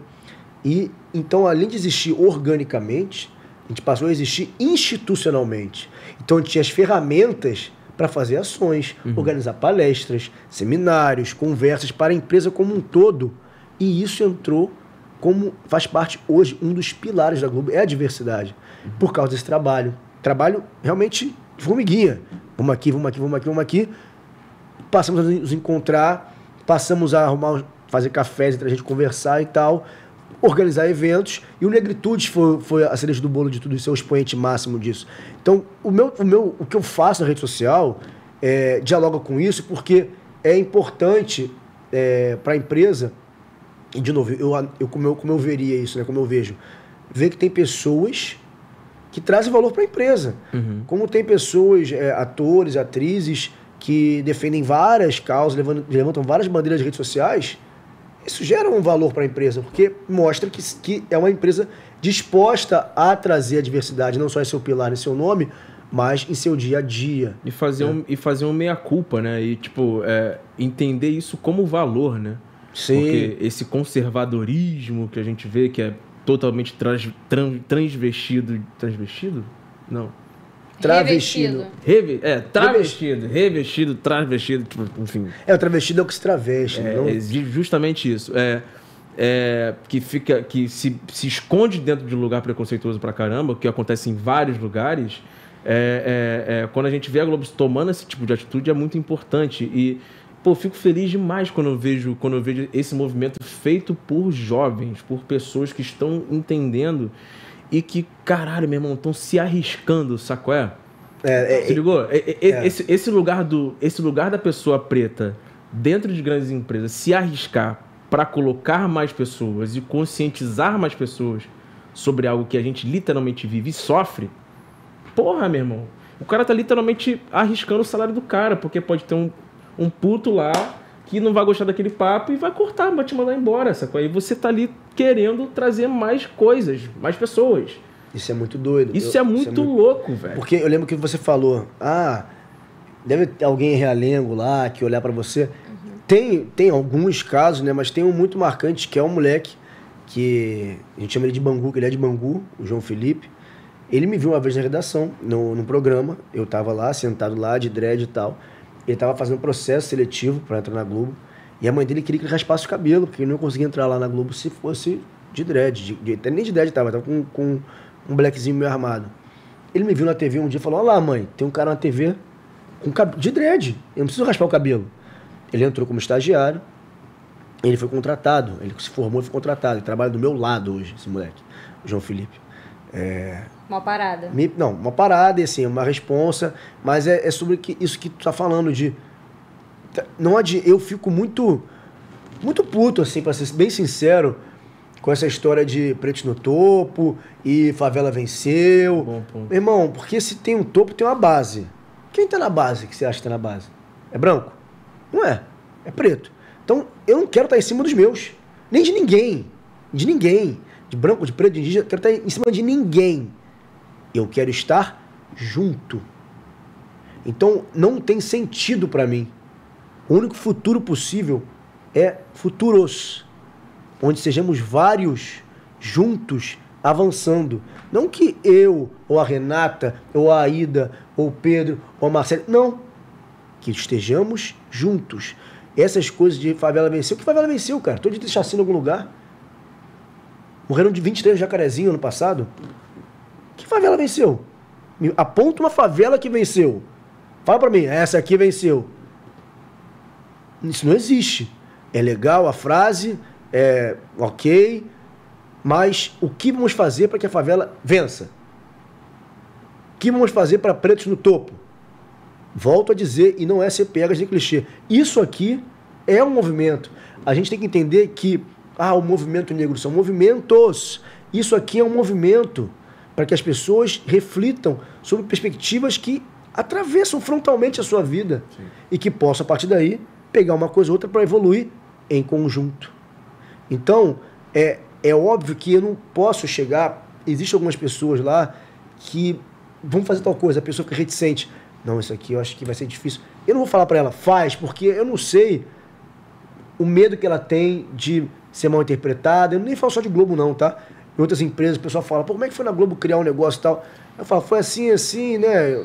Enfim, para tentar, né, fomentar também que outras iniciativas do tipo surjam. E a pessoa fala, mas se eu fizer isso, posso ser mandado embora, eu não posso ser mandado embora. E eu não insisto. Pessoas, cada um sabe onde aperta, entendeu? Sim. Então, nesse sentido, para amarrar essa parte que você me perguntou, que o diálogo que Marcelo perguntou antes, da rede social, como eu vejo isso e qual é o papel da Globo nessa minha figura pública ali de Instagram, eu acho que agrega esse valor, né, por ser uma pessoa que está se comunicando e não estou furando a Globo, dando furo de reportagem no meu Instagram, que aí não teria sentido, né? Eu sou jornalista, vou dar um furo de reportagem onde eu trabalho, né? Não é o caso, eu faço análise de coisa que eu quero falar. E esse crescimento, essa visibilidade, para mim é uma coisa que parece loucura o que eu vou falar, mas é nova no sentido de não se lidar com elogio, e talvez seja coisa de raça, não só de rede social. Não se lidar. Identificou. É um problema. Saber o seu valor é sempre insuficiente, é sempre abaixo do que parece, é sempre não mereço. Claro que não é bem por aí, eu sou muito menos do que você acha. Então é novo isso de ser uma referência, porque eu tenho várias referências, minhas referências são muito grandes, e eu não estou nem próximo dessas referências, sabe? Então eu acho que eu vou usar mais uma frase para encerrar isso, que é o seguinte.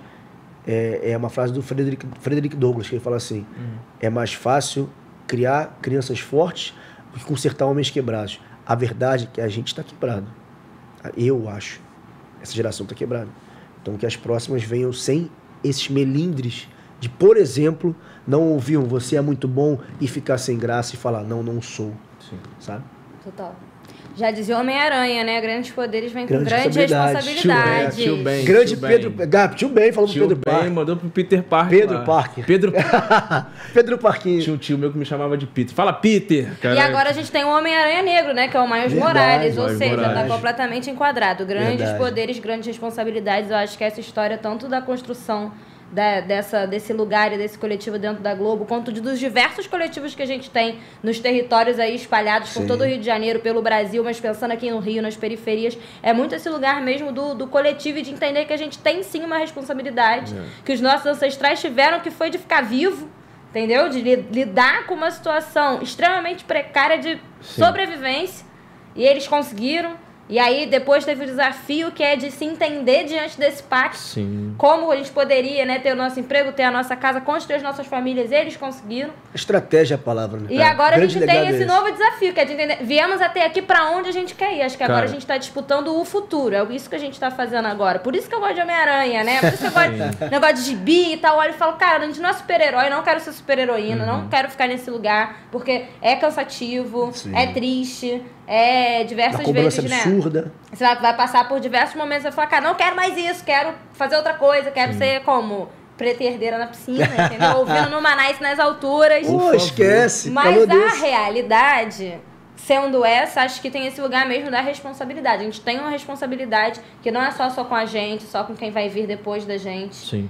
No sentido de nossos filhos, pessoas, nossos familiares, mas é de construção desse futuro, porque foi construído até aqui. E a gente não pode deixar essa bola cair agora, visto que cai ela está, né? Sim. Então é uma grande responsabilidade mesmo. Nosso passo vem de longe, diria Jerônimo Werneck. Cara, a Lued Luna, aliás, presentinho pra você, a gente dá moral, gente dá moral. Eu gosto. Proteger seus sonhos, nosso projeto, nosso grande projeto da UF que você precisa ver, caso você não tenha visto, junto. Você acha que eu não vi? Você não viu, não? Você acha? Tem a dó. Aí, vamos querer. Tá vendo o negócio da segurança? Vamos querer. Olha a segurança do Homem Negro aí. Que é justamente isso. É um projeto lindo que a gente fez, parceria que a gente fez com a Cícero. Proteja e escreva os seus sonhos, para você escrever seus objetivos aqui dentro. Bom. E tem vários. E dentro Ainda bem que são vários. E dentro desse... vários. Até pra gente começar já e finalizar, pô, esse papo foi foda. Até pra gente já começar a finalizar, dentro do Recultura, do podcast Recultura do Proteja, Lued Luna, minha grande amiga, uma das minhas grandes referências musicais da minha história, ela me falou um negócio justamente sobre isso que a Marcela estava falando. Ela falou assim, cara, os nossos avós fizeram o que davam para fazer, os pais fizeram o que podiam pra gente hoje conseguir sonhar. Quando ela me falou essa frase, eu falei, caralho, é literalmente isso. E para começar a finalizar o papo e também para fazer essa relação com os meninos, os pico-rus que vão chegar aí, Malik e Akin, como você vai conseguir, Marcos, inflamar a confiança desses dois meninos? Porque eles vão ter duas referências em casa, graças a Deus, Elise e Marcos Luca, mas de certa forma eles vão passar por problemas, como homens negros, como seres humanos, vão acertar, vão errar. Só que eu acho que no final do dia eles têm que dormir com a cabeça no travesseiro falando que é possível, que vai dar para ser feito, sacou? Quais vão ser as suas estratégias como pai, como um homem preto, como um pai preto, marido preto, para colocar na cabeça desses meninos que o bicho vai pegar, mas eles vão conseguir chegar? Eu acho que esse é o grande desafio, a pergunta que me impede de dormir já tem um tempinho. Cara, eu lembro também, isso que a Lued falou, eu já ouvi também o Mano Brown falando de outras palavras, que ele fala assim, é uma entrevista, né? Aí ele, me perguntaram, passei na quebrada lá, tinha um monte de moleque lá sem dente, rindo e tal, não tinha nada, não tinha dinheiro, não tinha nada, estavam rindo. Me perguntaram, por que os moleques estão rindo? Estão cheios de plano. O importante é estar cheio de plano. O importante é estar cheio de plano. Então, se a gente pode planejar hoje, é por isso que a Lued falou. Né?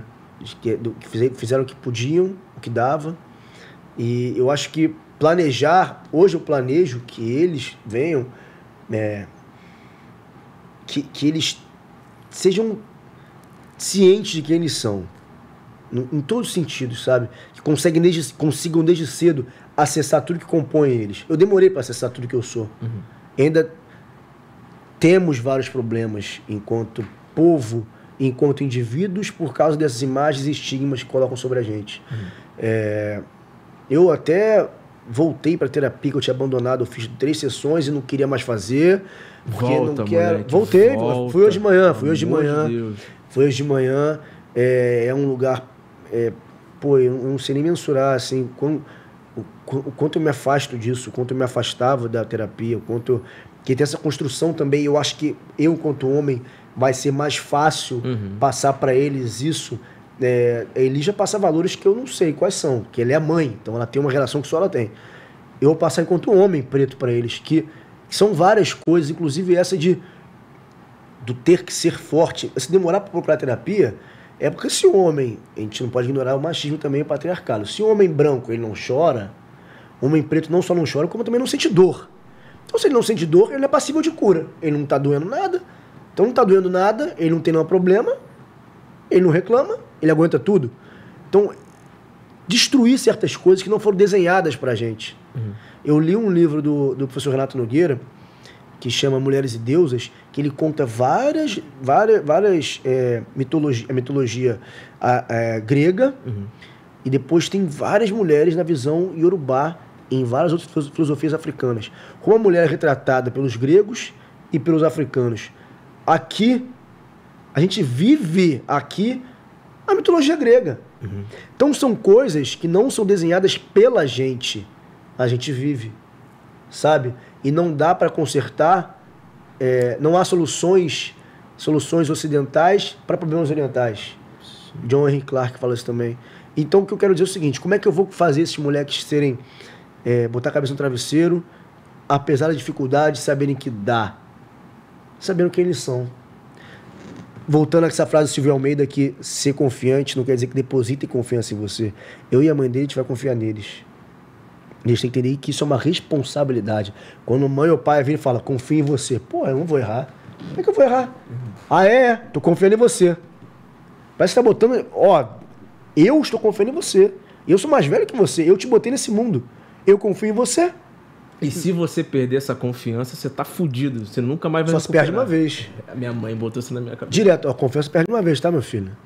Então, assim, eu acho que eles saberem que eles são, sabendo por que eles estão aqui, sentindo esse amor, que são passíveis de serem amados, que não são ameaças, que não são raivosos, que não são pessoas ruins, que ninguém precisa ter medo deles. Porque, infelizmente, o plano meu e dela é que eles passem, sei lá, para estudar num Pedro II, que é um sorteio, que é uma escola pública que vai ter acesso a outras realidades. Sim. Mas, se não der, a gente vai ter condições de botar numa escola boa particular. Qual vai ser o público particular? A maioria é branca.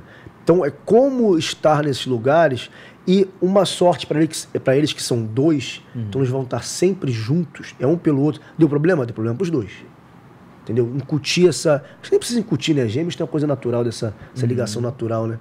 Então, basicamente, eu acho que eu vou aprendendo com o andar, eles vão me ensinar mais do que eu a eles nesse início. A gente conversa sobre isso todo dia, eu e a Elise, a gente fala como é que vai ser, o que já passa, o que não pode deixar, o que não pode faltar para eles. E ao mesmo tempo é um caminho muito, muito sutil de entender que eu quero dar tudo para esses moleques, coisa que a gente não teve, coisa que a gente vê os pais batalhando para dar pra gente. Eu quero dar tudo, mas sem que eles percam a noção de que não é de mão beijada. Que eles saibam lutar pelas coisas, que eles não percam a noção de eu sempre tive tudo que meu pai me deu, minha mãe me deu. Não. Ao mesmo tempo, sem fomentar a meritocracia. Você passou de ano, ganha aqui um chocolate, sabe? Então, são coisas... E ao mesmo tempo, eles entendendo que eles são filhos de dois pais pretos, um pai e uma mãe pretos, que são bem-sucedidos e que podem dar tudo o que eles querem pra eles. Sim, esse é difícil. Mas acho que a graça da vida é essa. Boa sorte. Ou precisar, né, mano? Eu acho que é isso, cara. Eu acho que é um processo. É um processo. E a gente tá aqui pelo processo mesmo. Senão já tinha acabado há muito tempo. Mas vem cá, você sabe que a gente dá a mãozinha aqui, sabe que a gente tá num país onde a maioria das pessoas não tem um pai presente. Quando a gente fala a maioria, é porque estatisticamente, sabe, Dia dos Pais, aquela derrota que você vê que a maioria dos homens brancos, homens negros, homens no geral não estão presentes. Então você vai ser um pai presente, isso já é um grande Já diferencial. sou. Isso não é inegociável pra mim. É isso. Marcão, eu sou muito seu fã. Tô muito feliz e emocionado de ter você com a gente nessa primeira fase desse conteúdo. A gente tá aqui justamente para produzir conteúdo intenso sobre nós, tá ligado? Tipo, a gente precisa disso, a gente precisa de distribuição, a gente precisa de produção de conteúdo e a gente sabe quão difícil é isso, assim, sacou? E ter você hoje, que é um cara que é literalmente ali, basicamente, perto da nossa idade, um cara que é referência... Eu gosto de admirar referências da minha idade, assim, eu gosto de... Caralho, os admirar caras... as referências do nosso tempo enquanto elas estão aqui, né? Pra gente estão aqui, são amigos, estão no mesmo corre, estão pegando os seus ônibus, Uberes e formando família. E a gente vê esse crescimento, a gente enxergar isso de longe, é bonito, sacou? E a gente precisa desse registro real, assim. Nada disso aqui é inaugurativo, a gente tem outras centenas de plataformas pretas que já fazem isso há muito tempo. Só que a gente faz isso do nosso jeitinho literal, sacou? E trazendo pessoas que são literalmente importantes, assim, que estão se defendendo, protegendo seus sonhos e literalmente se arriscando, sacou? Eu acho que se a gente correr risco em prol de algo que é muito maior do que nós, é bonito, é foda, a gente tem que se defender. Marcele, te amo, minha amiga, comunicadora braba. Presenciei isso hoje. Essa garota é diferente. É mesmo. Marcos Luca Valentim, meu irmão, obrigado. Obrigado a vocês. Você curtiu, gostou? Pô, tá maluco. Curti, começa de milhões. Eu acho que o que a gente tem que levar disso aqui, de proteger nossos sonhos, são coisas inegociáveis, sabe? A gente precisa entender, a gente precisa se entender, a gente precisa entender o que estão fazendo com a gente, não pra gente fazer de volta, pra gente fazer do nosso jeito. Como isso aqui é do jeito de vocês. E eu queria só falar que eu tô muito feliz mesmo de ter vindo pra cá, de estar nesse inaugural aqui, de ter ouvido tanta coisa boa a meu respeito. Vou conseguir assimilar, haja terapia para assimilar os elogios. Assimile e acredite, assimile e acredite. Como a minha mãe me fala sempre, se aproprie disso. Você tem que se apropriar dessa parada. Um processo, é isso. Eu acho que tudo é um processo e que esse processo seja mais um necessário, que já nasce sendo, para que a gente volte, revisite e visite os nossos eus, que somos vários dentro dos outros, porque o nosso sonho se retroalimenta, porque a gente avança. Bom demais. Senhoras e senhores, Marcos Luca Valentim. Nós. Sim. Bom demais. Marcelo Oliveira. Pedro Bom, AUR. E outra coisa, se inscreva no canal, ative o sininho, AUR no YouTube, AUR no Instagram, AUR em todas as... Site aurculture.com. Isso aqui, a gente tá fazendo conteúdo aqui, ó, na raça, Instagram do Recultura e Instagram da AUR. E no YouTube é importantíssimo que você se inscreva, siga os nossos perfis, Marcos Luca Valentim, Pedro Bom e Marcele Olivivi. Isso aí. De Marcele Oliveira, de Oliveira.